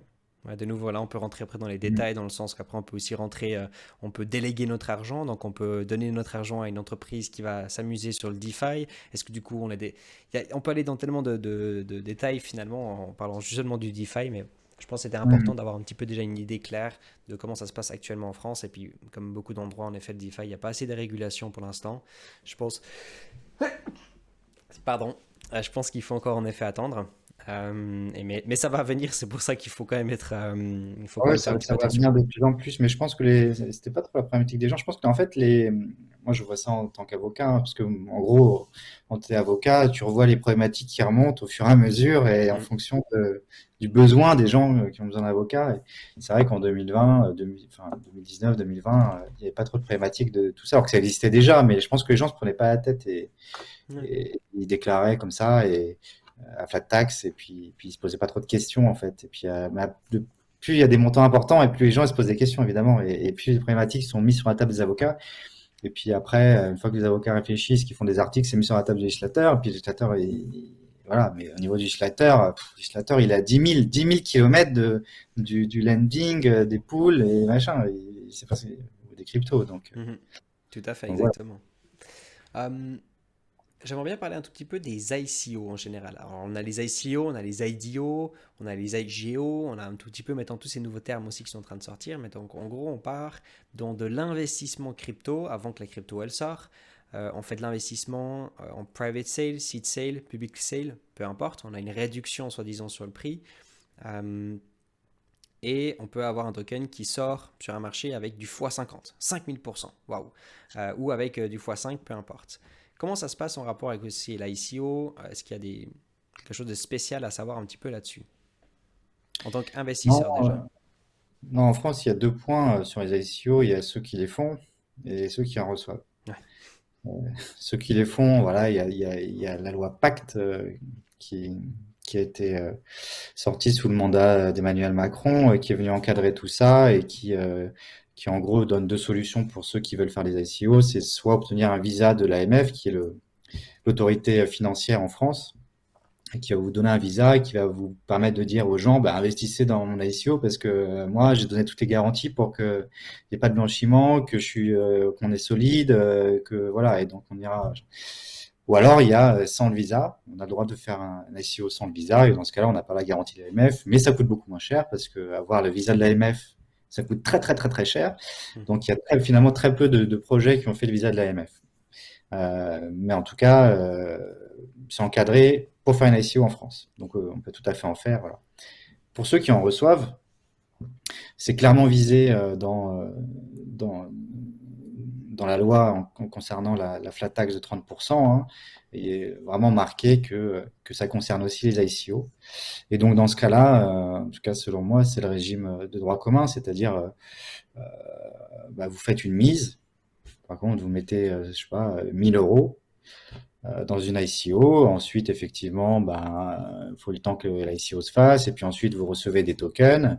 Les tokens, au début, sont pas forcément listés. Et puis après, ils deviennent listés. Et puis après, vous en faites ce que vous voulez. Si vous les vendez pour x50 en euros, ben, vous allez déclarer ce montant, quoi. Mhm. Si vous les vendez pour une autre crypto, vous n'allez pas être imposé. Ok. Sauf encore si vous êtes un professionnel. Et donc, dans ce cas-là, vous allez Voilà. être imposé dès que vous le vendez, même pour une autre crypto. Ouais, exactement. C'est assez intéressant. Puis il faut toujours revenir quand même sur le côté, est-ce qu'on est considéré comme pro ou pas pro? C'est toujours très important déjà à avoir Ouais, comme c'est la question. base, C'est c'est la la base. base. Exact. Je voulais aussi parler un tout petit peu des gas fees. Alors, je Mm. pense qu'aujourd'hui, c'est pas peut-être le plus gros des problèmes, mais imaginons, je suis un grand utilisateur aujourd'hui du réseau Ethereum. Parce qu'il y en a, je connais des gens qui sont des grands acheteurs d'NFT, et puis ils utilisent que par exemple peut-être le réseau Ethereum, où ils font tout simplement des transactions pour faire par exemple du trading, par exemple sur Uniswap, mais qu'en Ethereum, c'est tout à fait possible aussi. Et on va payer $50 de frais en achetant et $50 de frais en moyenne en vendant. Ça peut être moins, ça peut être plus, mais c'est vrai que c'est plutôt assez élevé comme frais. Est-ce que ces frais-là, on peut les déduire de notre revenu? Et si oui, comment est-ce qu'on fait ça? Alors, ça peut être un peu complexe, mais vous avez tout à fait le droit de déduire les frais que vous avez générés pour une opération, quoi. Ok. Y compris les gas fees. Euh, Simplement, enfin, je rappelle en fait, dans la formule qui permet de calculer une plus-value au niveau de la crypto, qui est un peu complexe, mais bon, bref, on a deux fois le prix de cession. Voilà, on a le prix de cession au début, et puis après, on a une parenthèse, et puis on calcule un ratio à l'intérieur, et on a une deuxième fois, on prend en compte le prix de cession. En tout cas, dans la première fois, on prend le prix de cession, on diminue des frais qu'on a subis. Donc, vous pouvez tout à fait diminuer des frais que vous avez subis pour le transfert, que ce soit la plateforme ou que ce soit les gas fees. En tout cas, ça va diminuer votre transaction. Ouais, tout à fait, exactement. Et surtout qu'on Voilà. peut déduire ça de notre net, donc c'est quand même assez important. Oui, c'est ça, Et exactement. ouais, ok, très Exactement. Donc, intéressant. voilà, les Français savent bien, enfin, en tout cas ceux qui ont déjà déclaré, parce que la formule est un petit peu complexe et ça prend beaucoup de temps et beaucoup la tête de calculer à chaque fois sa plus-value. Mais donc, ceux-là savent qu'on prend 2 fois en compte le prix de cession. Et en tout cas, la première fois qu'on prend en compte le prix de cession, on peut diminuer les frais, mais pas la seconde fois, par contre. C'est une subtilité. Ah, c'est fou ça, ouais. Ouais. Ok, C'est très technique, hein, mais c'est. ouais, très intéressant, ok, super. Euh, alors j'ai encore une autre question, j'avais encore une question liée au gas fees, mais je crois que je l'ai perdu. Ça me reviendra peut-être après, donc je vais peut-être revenir après un petit peu Ouais. dessus. Mais il y a aussi aujourd'hui beaucoup de choses qu'on se pose comme question, c'est en rapport avec les NFT. C'est quand même quelque chose d'assez grand, surtout en rapport avec la plus-value que ça peut prendre des fois. Et puis, on a quand même entendu aussi des entreprises françaises dire qu'aujourd'hui, il n'y a pas d'imposition sur les NFT encore en France. Du coup, est-ce qu'on peut peut-être avoir un petit peu plus d'informations également là-dessus? Ah ouais. Bah, les NFT, c'est un sujet qui est passionnant. On peut en parler, hein, on peut en parler un petit moment. Euh, En gros, le législateur, quand il a fait la loi sur les crypto-monnaies en France en 2019 et pour prévoir une taxe de 30% forfaitaire, il a fait une définition voilà, de qu'est-ce que c'était que les tokens, les jetons, etc. Et puis il n'a pas forcément pris en compte les NFT. Voilà. En tout cas, il avait fait une définition en gros qui fait que il vise que les tokens fongibles. Si on fait une analyse à glose, on considère que voilà, ils prennent que les actifs fongibles, ce qui n'est pas le cas des NFT malheureusement pour les législateurs, non fongibles. Donc du coup, à partir de là, qu'est-ce qu'on fait À partir de là, bah, c'est soit on considère qu'ils rentrent dedans et qui sont pas taxables tant qu'ils sont vendus pour des cryptos et qu'ils deviendront taxables si on les vend pour une monnaie ayant cours légal et qui seront taxables à 30%. Je pense que c'est ce qu'applique la majorité des gens. Parce que finalement, il n'y a pas tellement d'autres choix, hein. Sinon, si on considère qu'ils ne rentrent pas dans la flat tax à 30%, ça voudrait dire qu'ils tombent, vu qu'il n'y a pas de régime d'imposition, ça voudrait dire qu'ils tombent dans la catégorie des bénéfices non commerciaux, donc imposables jusqu'à 66,2%. C'est pas très avantageux pour les contribuables. Par contre, ce qui se passe actuellement, du coup, c'est très intéressant en ce moment parce qu'on voit que même à l'Assemblée nationale, ouais, il y a un député qui s'appelle Pierre Persson qui est venu, voilà, et en fait, pour lui, ce serait beaucoup plus logique, en fait, d'imposer les NFT en fonction de la nature du sous-jacent, parce que les NFT, si vous voulez, c'est juste un certificat d'authenticité d'un sous-jacent. Ça peut être une œuvre d'art, ça peut être une carte d'identité, ça peut être un service, ça peut être une Exact. preuve de propriété, ça peut être n'importe quoi, si vous voulez. Donc, il y aurait beaucoup plus de sens à imposer le NFT en fonction du sous-jacent. Et en gros, ce serait beaucoup plus logique d'assujettir les NFT à la TVA, tout simplement, et Mhm. voilà, qu'ils soient pas taxés comme ils le sont taxés actuellement. Donc, il y a des débats qui ont été faits à l'Assemblée nationale avec ces députés qui ont imposé des amendements pour taxer comme le sous-jacent. Ça a été rejeté. Il y a eu d'autres questions au gouvernement au mois de janvier pour justement assujettir les NFT à ce qui existe déjà pour les œuvres d'art. C'est-à-dire une œuvre d'art en France, c'est imposé à 6,5% et exonération totale si on la détient depuis plus de 22 ans. Hmm. Enfin, hors prélèvements sociaux, parce qu'on paiera tous les prélèvements sociaux, mais exonération d'IR totale au bout de 22 ans. Donc, c'est pas du tout le même statut. Mhm. Et euh, je pense qu'au final, à la fin des fins, les NFT seront taxés comme le sous-jacent une fois que le législateur aura compris qu'un NFT, c'est pas un bien fongible comme le Bitcoin, comme l'Ethereum ou comme tout ça. Tout à Donc, fait, exact. ça évoluera, mais jusqu'à présent, en tout cas, moi, j'aurais tout intérêt, si je suis un acheteur occasionnel de NFT, et que j'en ai vendu certains en euros, bah, de le déclarer à 30% en fait. Hmm, ok. Et si aujourd'hui je suis considéré comme pro ou pas pro, j'ai fait beaucoup de Pareil. plus-value dans la crypto-monnaie et je prends cette plus-value et j'achète des NFT. Est-ce que c'est quelque chose pour... alors il y a eu la question dans le chat, est-ce qu'on peut blanchir notre argent de cette manière? Donc je pense pas que c'est la bonne manière de poser la question. Mais disons, qu'est-ce qu'il y a des choses qui sont tout à fait finalement possibles finalement en utilisant notre plus-value de la crypto-monnaie, en achetant finalement des NFT et après de pouvoir les revendre pour autre chose ou c'est quelque chose là derrière. Oui, oui, bah, moi, je partirais du principe enfin, voilà, on va dire un Ethereum. J'achète un NFT avec mon Ethereum. Euh, voilà, j'ai un CryptoPunk. CryptoPunk qui vaut 300 Ethereum demain. Bah, je revends pour 300 Ethereum.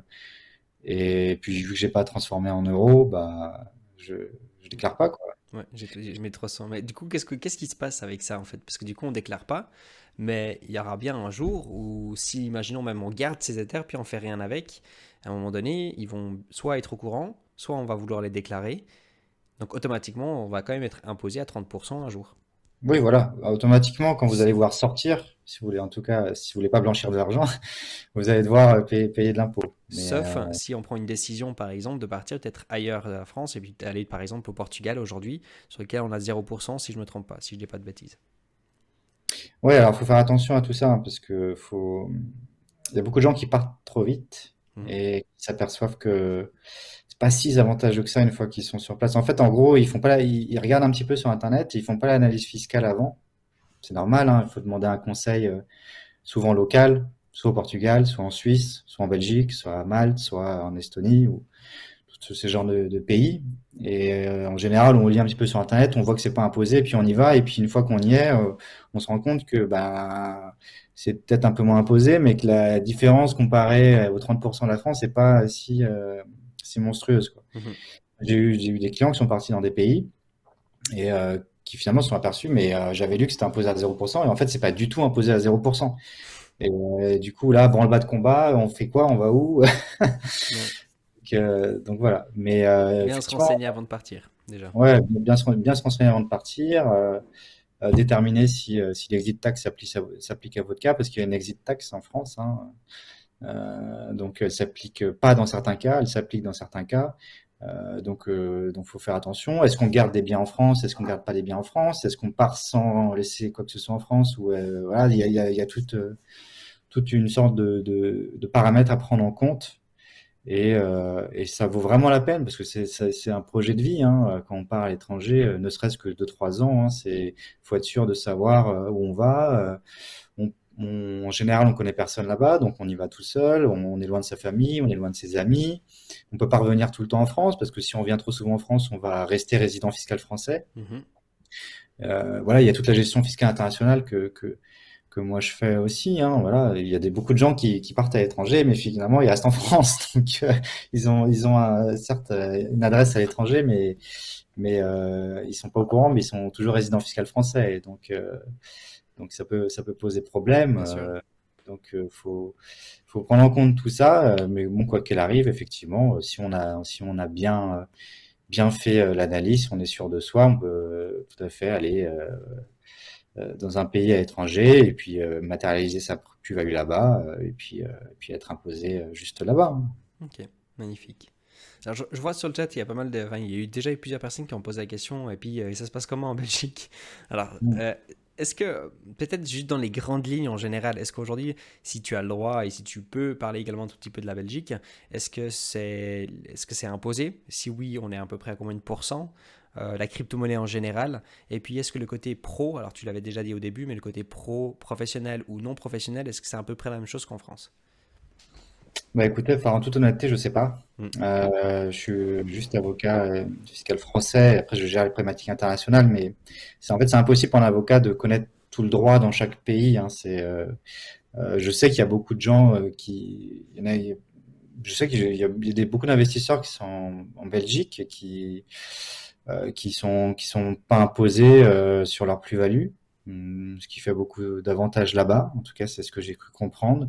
Seule chose que je sais, Belgique, c'est que c'est très avantageux de faire les plus-values, mais c'est très désavantageux d'être payé en salaire. Alors, peut-être que on peut être considéré comme en France, être qualifié, et puis on considère que vous avez touché un salaire, et dans ce cas-là, on vous prend 50% C'est en ça. Belgique. Mais voilà, en tout cas, ce que je connais en Belgique, c'est que vous pouvez transformer en dollars, en euros, et vous n'êtes pas imposé, ce qui est complètement différent de la France, parce que la France, vous pouvez rester en crypto, mais par contre, si vous convertissez en dollars ou en euros, vous êtes imposé. En Mhm. Belgique, vous n'êtes pas imposé quand vous selon mes connaissances, vous n'êtes pas imposé quand vous transformez vos cryptos en dollars, quand vous faites des allers-retours entre crypto et monnaie légale. Mhm. Voilà, à part ça, je connais pas vraiment pas en détail le régime fiscal belge ni suisse, donc je pourrais pas répondre à vos questions. Après, s'il y a des questions au niveau international, comment gérer au niveau international, les réflexes au niveau international sont les mêmes qu'on soit en France ou ailleurs, quoi. Donc, Mhm. Tout à fait, peut-être exactement. question, mais au niveau du droit interne, la technicité du droit interne, c'est impossible pour un avocat français de répondre sur ça, ou un avocat belge de répondre sur le droit français. Ouais, tout à fait. Je pense que c'est mieux vraiment toujours d'avoir un bon fiscaliste dans son pays et de pouvoir en effet poser les questions directement. En tout cas, qui connaît déjà aussi la crypto-monnaie parce que on n'en a pas spécialement beaucoup encore sur le marché Ouais, aujourd'hui.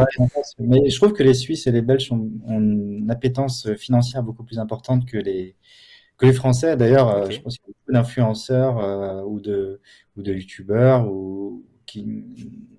belges ou suisses en fait que français. Maintenant, il y a des Français évidemment, mais je trouve qu'en proportion de la population, il y en a beaucoup plus Hmm. en Suisse, en Belgique. Je trouve que C'est vous intéressez beaucoup plus au sujet qu'en France, je pense. C'est possible. Alors après, c'est la Suisse, ça m'étonne presque pas, j'ai presque envie de dire, parce que c'est un petit peu le pays où on est fait. Alors déjà, parce qu'il y a eu Tsug, quand même, quelque part, qui a déjà quand même donné un gros coup de main pour motiver, en tout cas, on va dire, des avocats à s'y intéresser de plus en plus. On a quand même Ouais. eu beaucoup d'ICO à l'époque, aujourd'hui, qui sont devenus beaucoup des mailbox, hein, quelque part. Donc on n'a plus vraiment les gens physiquement qui sont à Tsug, mais toujours les entreprises sur papier. Et puis on a quand même en effet de plus en plus de cantons maintenant qui sont en train de s'ouvrir et de plus en plus de banques qui acceptent en effet la crypto-monnaie quand même et qui travaillent avec des entreprises crypto ou bien qui acceptent des cryptos comme fonds pour ouvrir une société. Donc automatiquement il faut des avocats. Donc je pense qu'il y a eu un intérêt énorme. Et tandis qu'en France, il y a eu un petit peu l'opposé, c'est-à-dire que l'État était un petit peu contre, et puis ça bloquait beaucoup les entreprises, et donc à la place de demander de pouvoir finalement ouvrir leur société, donc de demander de l'aide aux avocats après pour faire tout le nécessaire, en fait, ils étaient en train de partir. Ils allaient justement en Suisse, ils allaient à Malte, ils allaient un petit peu ailleurs. Et donc, du coup, bah, en fait, on avait moins cette demande peut-être. Et c'est pour ça qu'il y a peut-être aujourd'hui un peu moins d'avocats qui sont un petit peu dans le milieu parce qu'il y a peut-être moins besoin aussi. Ce qui va Ouais. changer, je pense, dans les années à suivre. Mais je pense que, voilà, en tout cas, en Suisse, c'est meilleur. Après, Belgique, je ne comprends pas pourquoi, mais c'est tout à fait possible. Mais très intéressant, en tout cas. Ouais, c'est bizarre, hein, c'est Ouais, bizarre. Je connais beaucoup d'avocats très compétents en Belgique. ouais, ah ouais, bah voilà. Ouais. Il y a.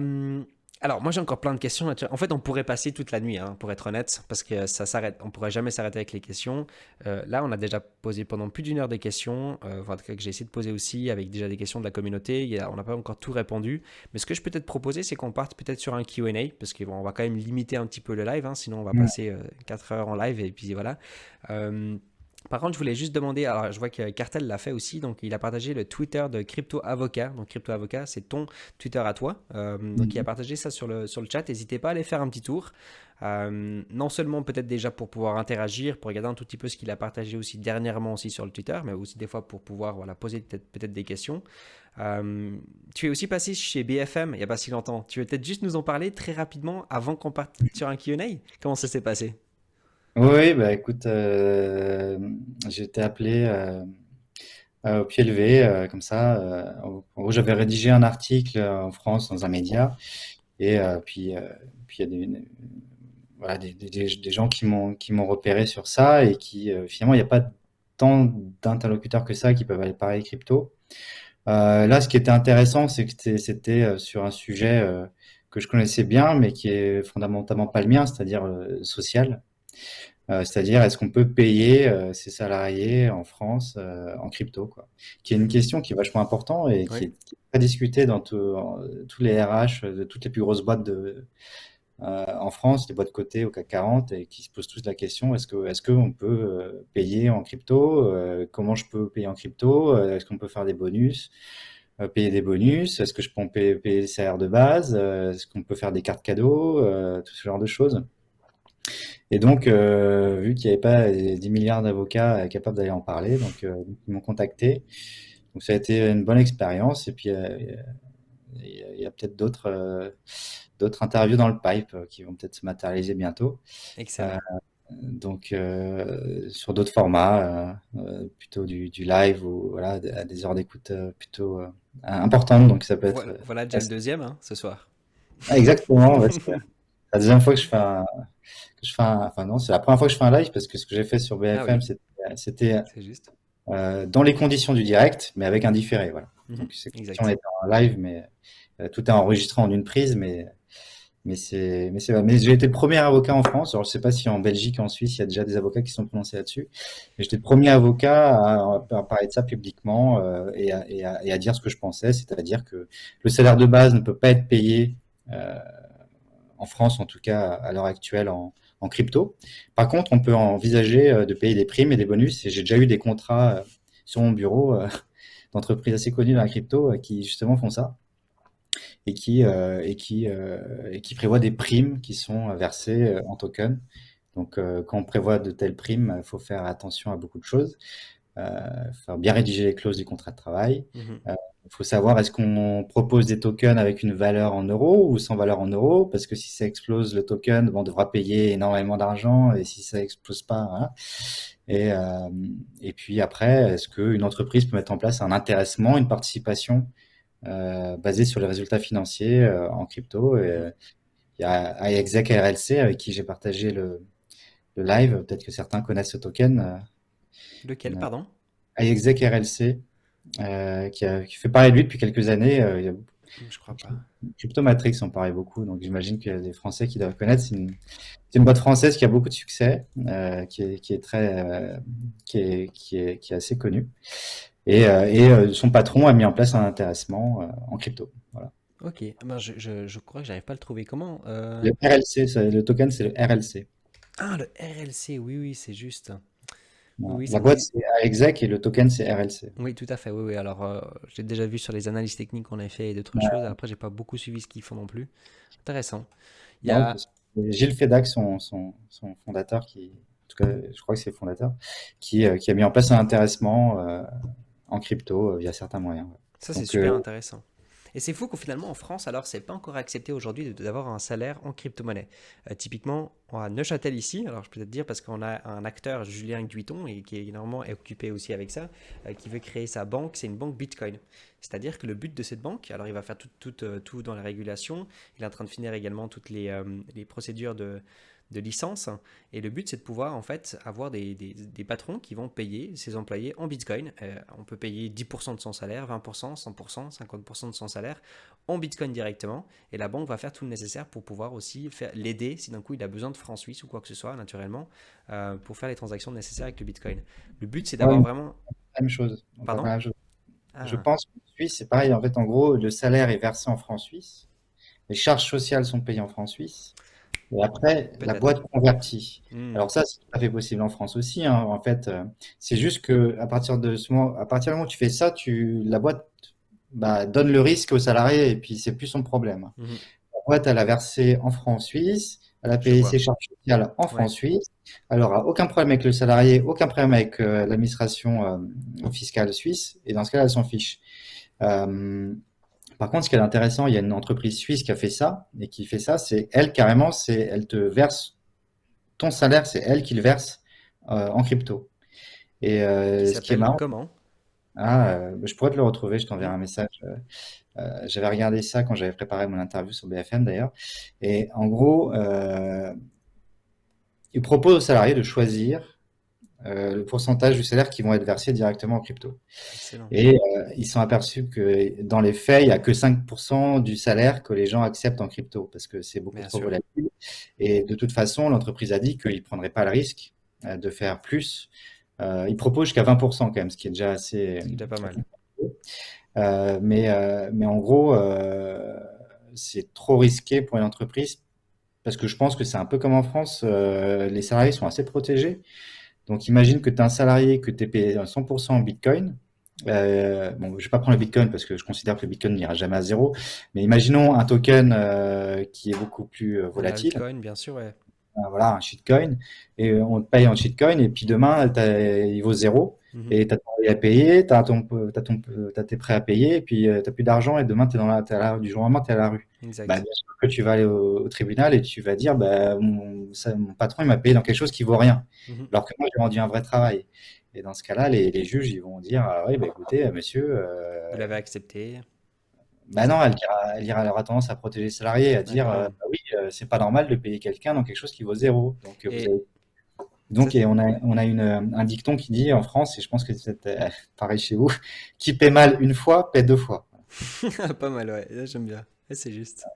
Mais c'est intéressant parce que du coup, alors si finalement on reprend un petit peu les stablecoins, hein, comme par exemple de l'USDT, typiquement, je pourrais prendre vraiment cet exemple, sur lequel c'est soi-disant, en tout cas aujourd'hui, audité et backé complètement. Alors on sait que finalement c'est backé pas par 100% des dollars, hein, c'est backé aussi par des assets finalement qui ne sont pas des dollars mais d'autres assets.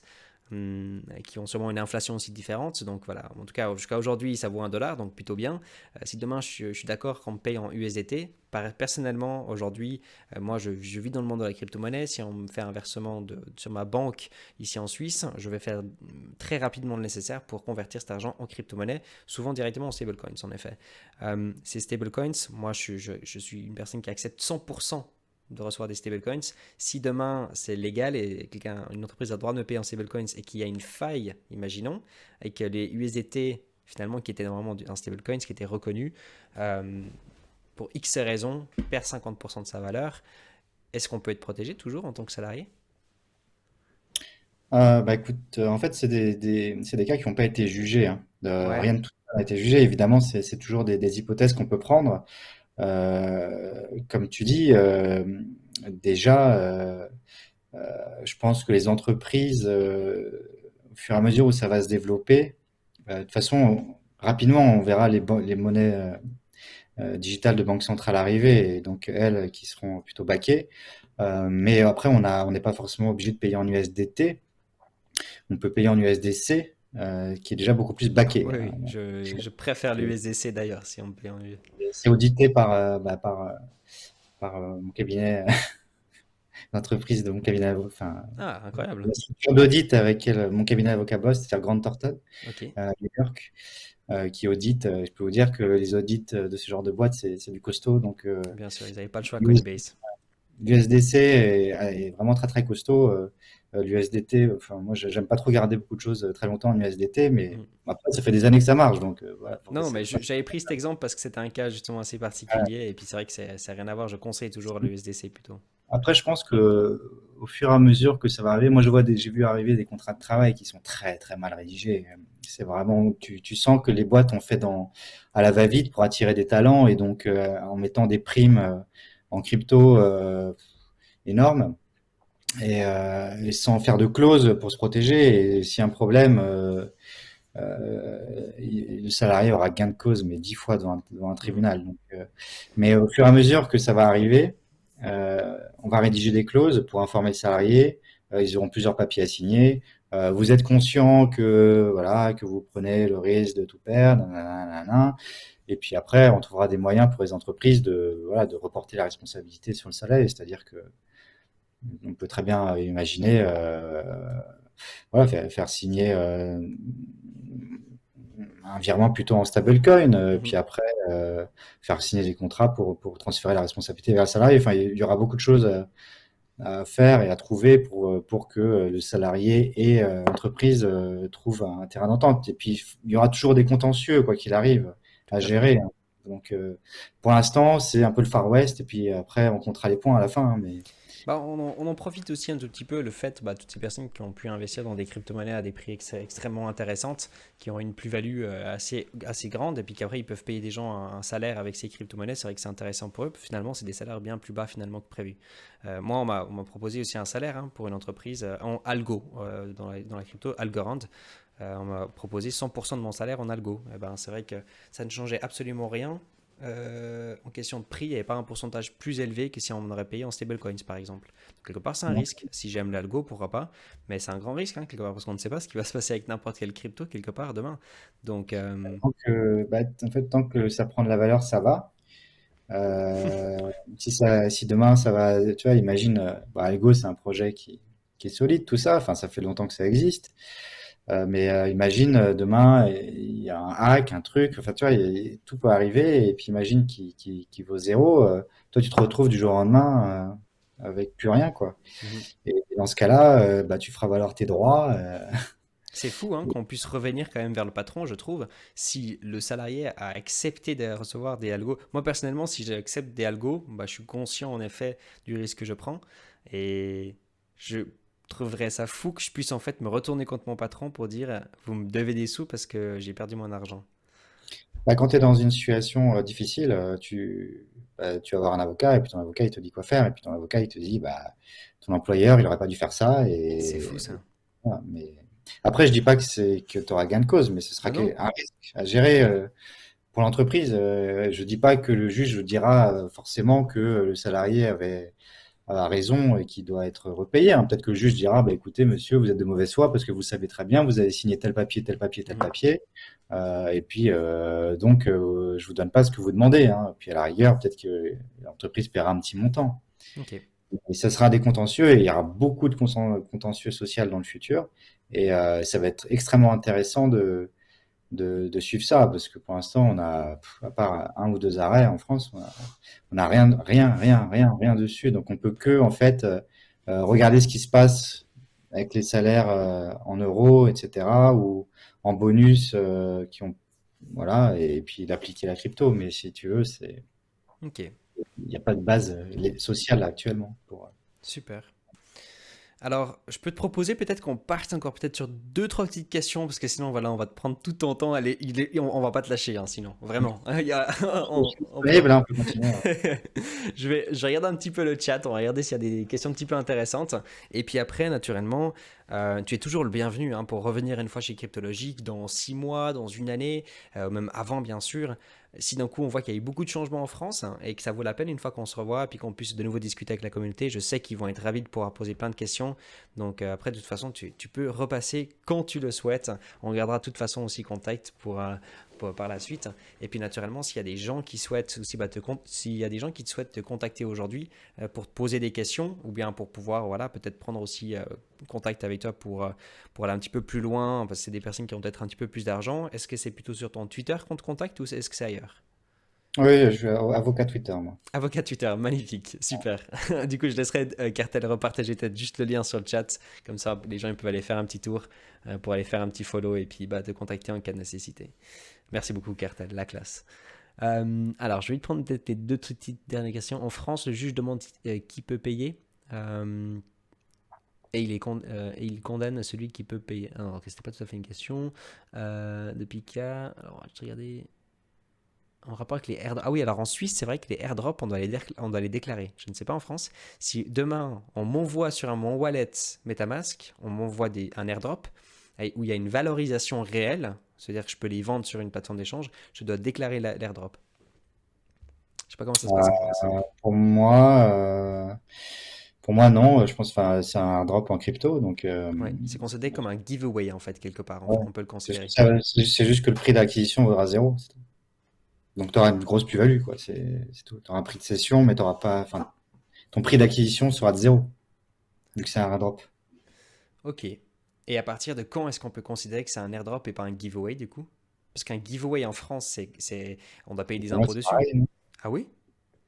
Bah, après, enfin, en fait, ça dépend si c'est considéré comme une donation ou pas, quoi.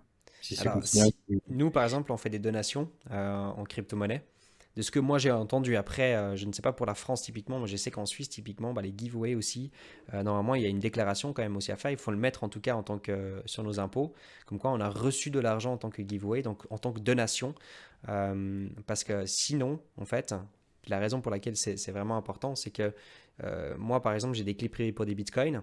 À la fin de l'année, je dois déclarer mes impôts et c'est ceux qui détiennent les clés privées qui doivent payer des impôts dessus.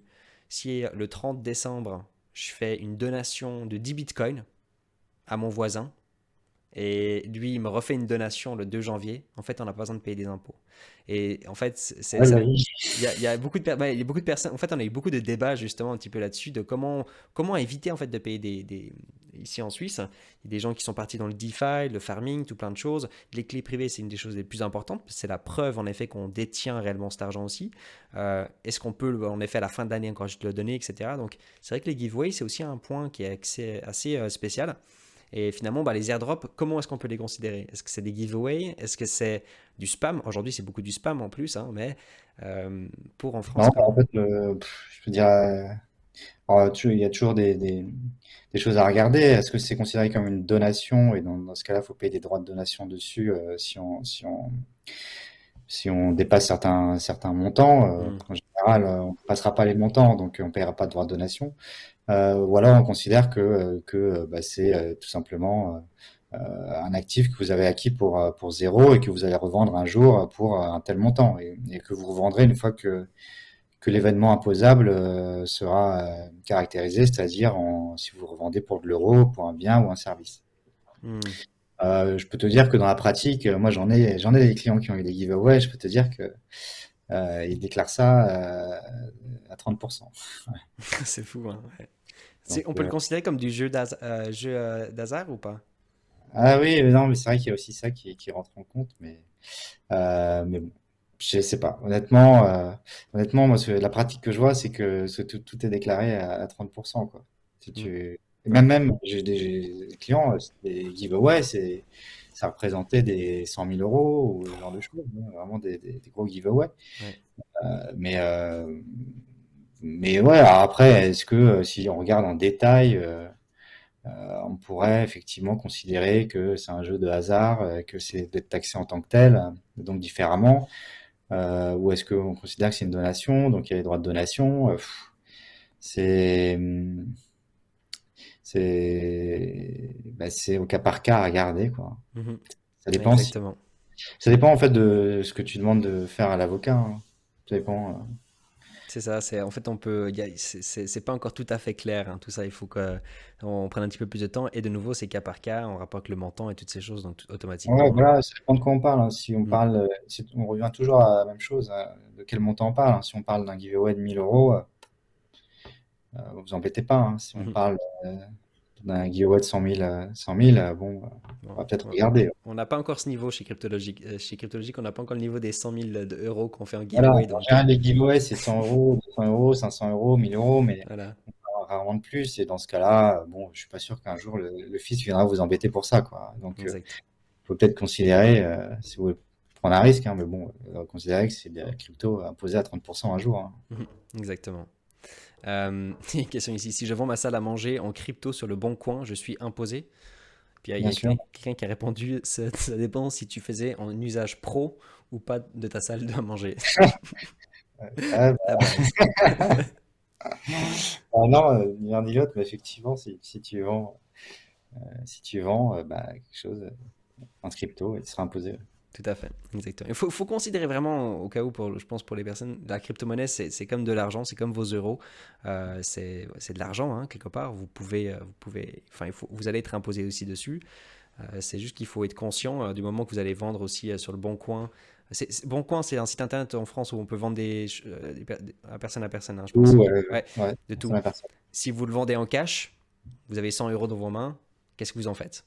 Vous pouvez vous Hmm. poser exactement la même question. Est-ce que vous vous mettez dans votre poche puis vous allez au restaurant ou est-ce que vous allez déclarer ces 100 euros? Et puis légalement, vous devez déclarer ces 100 euros. Donc après, c'est un choix personnel. Je pense que c'est un petit peu l'exemple qu'on peut donner, si je ne me trompe pas. C'est ça, en fait, bah, c'est surtout la personne qui va acheter le bien, qui va déclarer. Mhm. Euh, Parce que, bah, comme on dit depuis le début, hein, en fait, on a imposé, quand on vend quelque chose pour des euros, ou pour des biens, ou pour des services. Voilà. Mhm. On Exact. achète des biens, des services, ou des monnaies encore légales. Donc, à chaque fois, on sera imposé. En fait, c'est que si vous restez en crypto que vous ne serez pas imposé. Mhm. Exactement. Ok, super intéressant tout ça.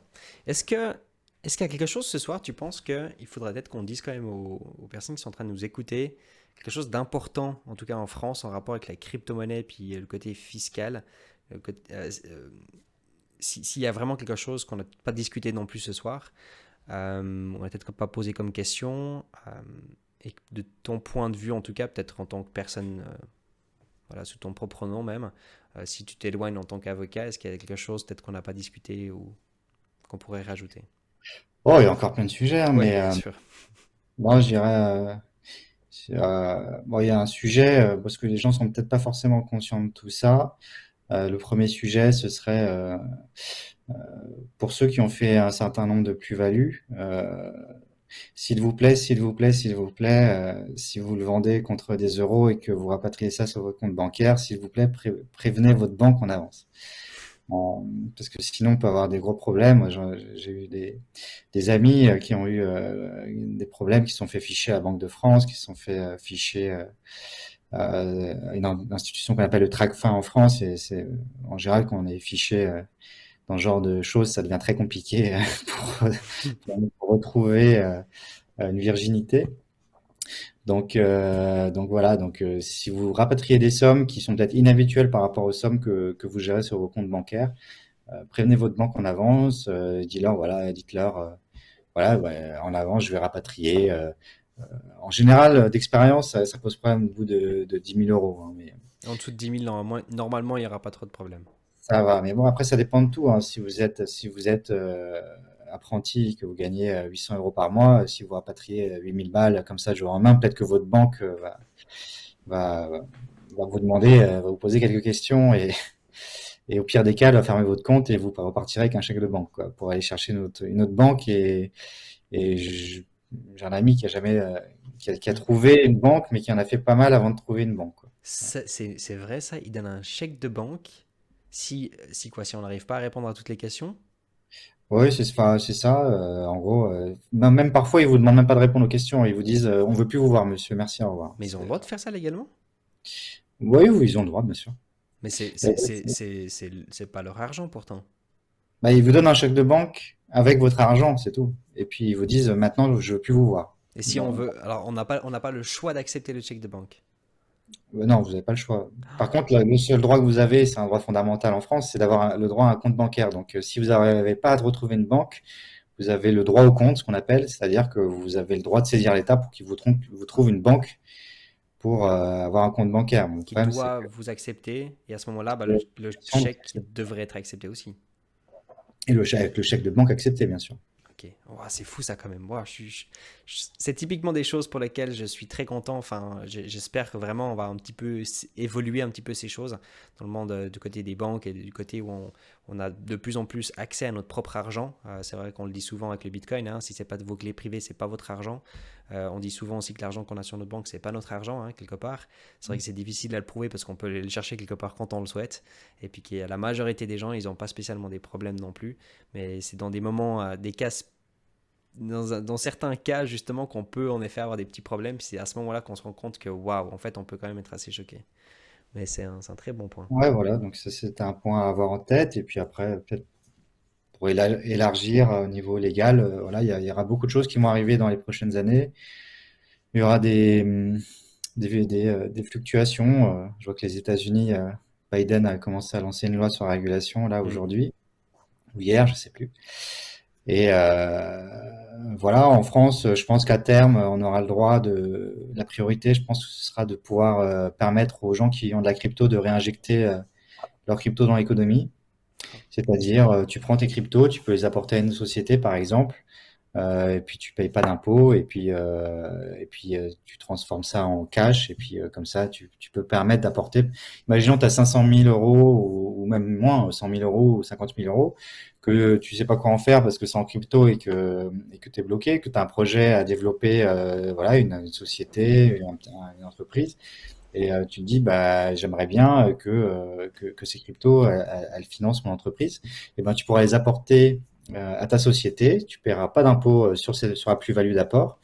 Tu obtiendras des titres de ta société. Et puis ta société, elle revendra dans la foulée tes cryptos pour des euros, sans plus-value.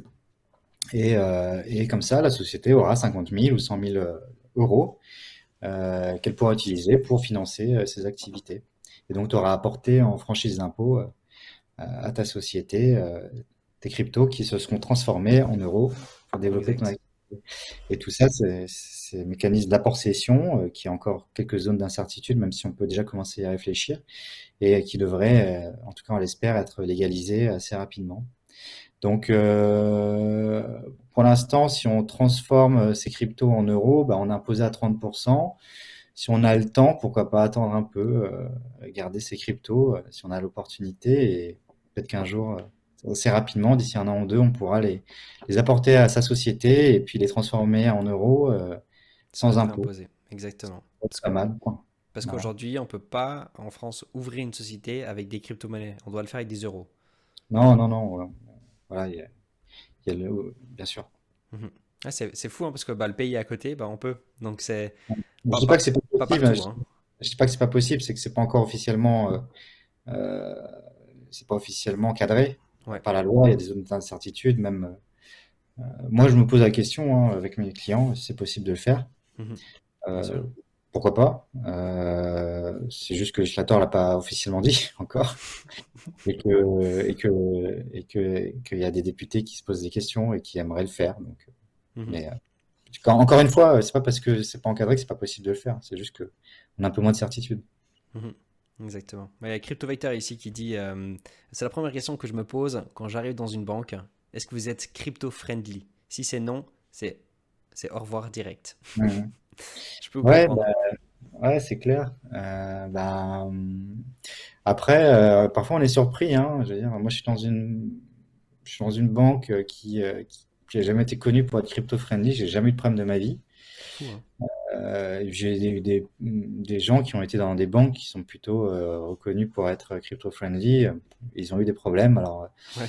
j'ai vu passer des études avec les classements des banques, comme quoi celles qui sont le mieux ou pas, mais elles sont toutes soumises à la même législation, en fait, hein, au final.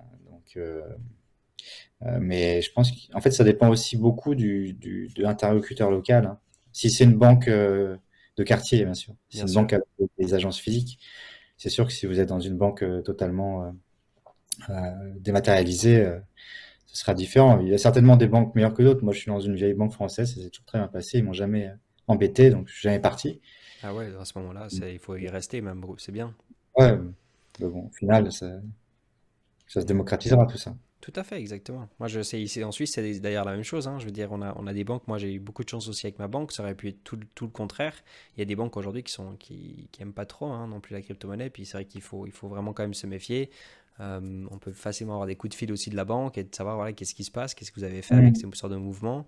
Après, ça peut être tout simplement à titre informatif, hein, Informatif, sans c'est clair. rien d'autre. Euh, il n'y a aucune obligation. En tout cas, moi, quand on m'a typiquement des fois appelé, j'ai tout simplement dit que voilà, que c'était tout simplement pour mettre ça en Bitcoin ou quelque chose.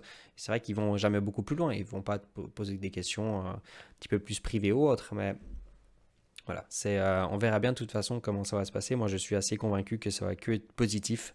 L'adoption se passe très bien pour la crypto-monnaie. Je pense qu'on n'a pas trop de choses à se soucier, pour être honnête. Mais c'est qu'une question de temps.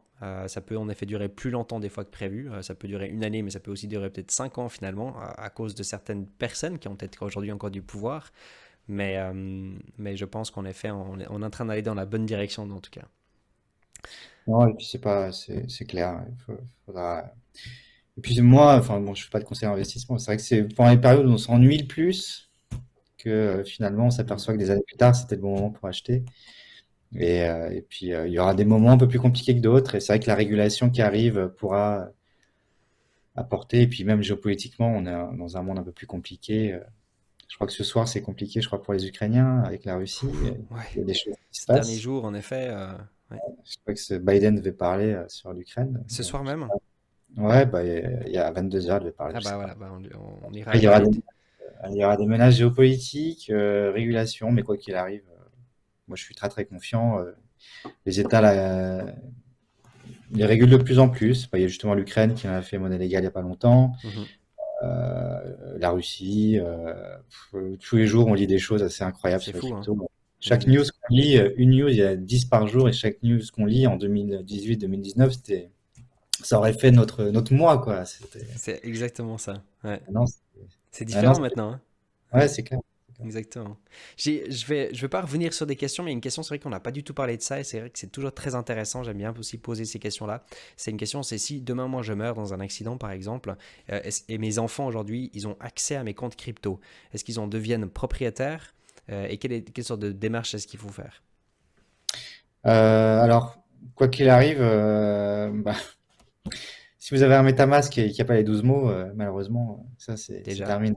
Donc, bon, faut bien préparer les choses. Que vous ayez 20 ou 80 ans, hein, il Mhm. faut avoir, faut préparer les choses, avoir un bout de papier ou en tout cas enfin, une espèce de testament pour si vous avez des cold wallets, enfin en tout cas des wallets hors exchange, pour être sûr que quelqu'un pourra les trouver si vous arrive quelque chose. En ce qui concerne les exchanges, bah, c'est pas à partir du moment où votre famille est au courant que vous avez des exchanges, bah, si vous arrive un souci, il suffira qu'ils contactent les exchanges et puis au final, ils arriveront à prouver leur lien de parenté avec vous et puis les fonds seront remis à votre famille, hein. Ça prendra un peu de temps, mais ce sera possible. Mhm. Donc, vous pouvez soit laisser vos, soit vous pouvez laisser l'identité des exchanges sur lesquels vous avez des cryptos. Comme ça, si vous arrive quelque chose, votre famille le saura. Et puis en tout cas, dire à votre famille, bah, écoutez, moi, j'ai des cryptos, donc si un jour il m'arrive quelque chose, vous le savez, vous pourrez faire les démarches pour. Euh, c'est plutôt pour, moi je me fais pas de soucis pour les exchanges, hein, parce que Ouais, c'est ils vrai. arrivent toujours à prouver leur identité. C'est ça. Mais par contre, c'est surtout pour vos MetaMask, voilà, tous ces wallets Mhm. qui eux, s'il n'y a pas les 12 mots, il n'y a pas les 12 mots, hein. Là, il y aura jamais personne qui pourra vous aider. Donc pour ça, et il y a plein de techniques pour sécuriser. Voilà, Exactement. 12 mots. Cherchez sur Internet, voilà, et faites-le et comme ça, C'est très important, vraiment. Parce qu'on ne très sait pas important. malheureusement ce qui se passe. Et c'est vrai que ce serait dommage si on peut mettre en sécurité notre famille, hein, quelque part, grâce à des crypto-monnaies aujourd'hui et qu'on n'a pas fait le nécessaire, que finalement, après, bah, ça dorme et puis que ça disparaisse à vie. Et sur le MetaMask, bah, il n'y aura plus personne qui aura accès à cet argent. Donc, ce qui est déjà arrivé, hein, déjà beaucoup de personnes, je pense, dans le monde, si ça n'arrive pas déjà chaque semaine encore aujourd'hui. Ah bah Donc, oui, euh, donc c'est vrai que c'est des choses voilà, qu'il faut mettre en place. Il faut juste un point être conscient en effet de tout ça. Et si vous ne savez pas, n'hésitez pas à venir poser des questions sur Discord, on vous aide aussi avec grand plaisir. Euh, et ah voilà. oui, il y a des gens qui me pensaient ça, repensaient ça. Maintenant, c'est quelque chose qui marche bien. Il y a plein de façons de le Ouais. faire. Puis Faut même aussi. les multisigs avec une tiers de confiance qui n'est pas même pas Mhm. de la famille, hein. Il y a des entreprises aujourd'hui qui proposent en effet déjà aussi ces services, ce qui est très bien. C'est pas parce qu'une personne que vous ne connaissez pas ou une entreprise a accès quelque part à une signature pour faire une transaction, tant que c'est une multisig et puis que les autres personnes qui vont signer, c'est des personnes de confiance, je pense qu'il ne faut pas trop s'inquiéter. De toute façon, ils peuvent rien faire avec vos crypto-monnaies sans les signatures d'autres personnes. Donc, et tout ça, ça peut être mis voilà, sur papier. On peut savoir exactement qui aura accès, etc. Mais Il faut pas tout mettre au même endroit. Enfin, mhm. c'est pas risquer Ouais, de mettre tout dans le même panier. C'est peut-être intelligent d'avoir un petit peu sur les exchanges, un petit peu en code wallet, un petit peu sur des wallets. Enfin, après, ça, c'est un arbitrage qu'il faut faire, hein. C'est en fonction de votre âge, en fonction de tout ça, quoi. mhm. Exactement, tout à fait. Ok, bah c'est top. Je pense qu'on a pu voir quand même, en tout cas à grande échelle, on a pu voir quand même pas mal de choses différentes. Tu as pu répondre à toutes les questions. Déjà, donc incroyable. À part pour la Belgique, donc il faudra qu'on aille chercher du Ah, coup un désolé, je Belge. suis pas avocat de Belgique. On ira Je chercher un Belge. je vais passer le barreau en Belgique et je reviens. On ira chercher un Belge. Peut-être qu'il faudra boire une bière en même temps pendant Ouais, pourquoi l'interview, pas, mais avec ça plaisir, fera pas de avec mal. plaisir. Donc voilà, je fais juste une petite parenthèse. Merci infiniment à Rack qui m'a offert 10 abonnements à toute la communauté qui soutient énormément la chaîne. Merci beaucoup pour ce soutien. C'est très gentil de ta part. Euh, je voudrais également te remercier toi déjà, Ronan. Merci beaucoup d'être passé et d'avoir passé finalement 2 heures de temps avec nous ce soir. Donc En 2 heures? vraiment presque 2 heures. Donc tu auras peut-être, tu as déjà battu ton record si je peux dire. Bon, c'est un premier live donc on peut pas vraiment le dire, Ouais. mais 1 h et 45 minutes. Donc Bon, bah, magnifique. Merci. c'était un plaisir de répondre à la question très intelligente de ta communauté et puis aussi à toi toutes tes questions et puis tu as mené le débat de manière brillante. C'est gentil, magnifique. Bah, en tout cas, je vais me répéter, hein, mais n'hésitez surtout pas, les amis, à aller faire un petit tour sur son Twitter. Je trouve ça super cool de ta part que tu peux répondre à des questions sur Twitter. C'est vrai que bah, ça prend du temps, c'est gratuit, et tu peux aussi tout simplement te dire, bah non, je vais faire mes horaires, et puis je vais gagner de l'argent avec mes clients. Et tu passes du temps sur Twitter à essayer aussi un tout petit peu de donner ta connaissance. Et ça, je pense que c'est vraiment extrêmement important aujourd'hui. Et surtout sur le côté francophone, c'est vrai que bah, comme tu disais très bien, il n'y en a pas beaucoup. Donc on a besoin des gens comme toi aujourd'hui sur le marché, c'est très important. Euh, Également, n'hésite pas à revenir une fois, j'hésiterai pas à te recontacter d'ici quelques mois. Et si on a la chance d'avoir de nouveau 1 heure ou 2 heures de ton temps, avec grand plaisir qu'on repropose peut-être quelque chose pour la communauté à ce moment-là. Et puis, en tout cas, un grand merci. Tu reçois beaucoup de merci également et très sympa, etc. dans le chat. Je ne sais pas si tu as le chat ou pas, mais Non, il y a beaucoup de remerciements en tout cas, beaucoup de cœurs sur le chat. Les gens sont extrêmement contents. Donc, en tout cas, un big up à toi. Moi, je te souhaite courage avec tout le reste parce que je sais que tu as sûrement beaucoup de travail, comme tu l'as dit bien avant. Et puis, en plus de ça, surtout beaucoup d'apprentissage encore parce qu'il y a beaucoup de choses à Mhm. découvrir encore dans le monde de la crypto. Donc, vraiment, allez, courage avec tout ça. Et puis, bah, moi, je te souhaite encore une excellente soirée aussi. Et puis, bah, j'espère en tout cas qu'on va pouvoir se retrouver tout bientôt. Et puis, nous, sinon, bah, on va te suivre sur Twitter. Donc, on sera pas trop loin. Ah, bien sûr, et si vous jugez un jour que vous avez d'autres questions à répondre, bah, écoutez, faites-moi signe. Et puis en attendant, comme tu dis, si vous avez des petites questions, n'hésitez pas à venir me parler sur Twitter. Et puis j'essaierai d'y répondre en tout cas. C'est magnifique. Bah, écoute, alors, Ronan, merci encore à toi. Je te souhaite une excellente soirée. Et puis, nous, j'espère qu'on se retrouve tout bientôt. Salut Anthony, et puis salut à tout le monde, à ta communauté. Bonne Yes. soirée à tous. Ciao, ciao. Merci beaucoup pour tout.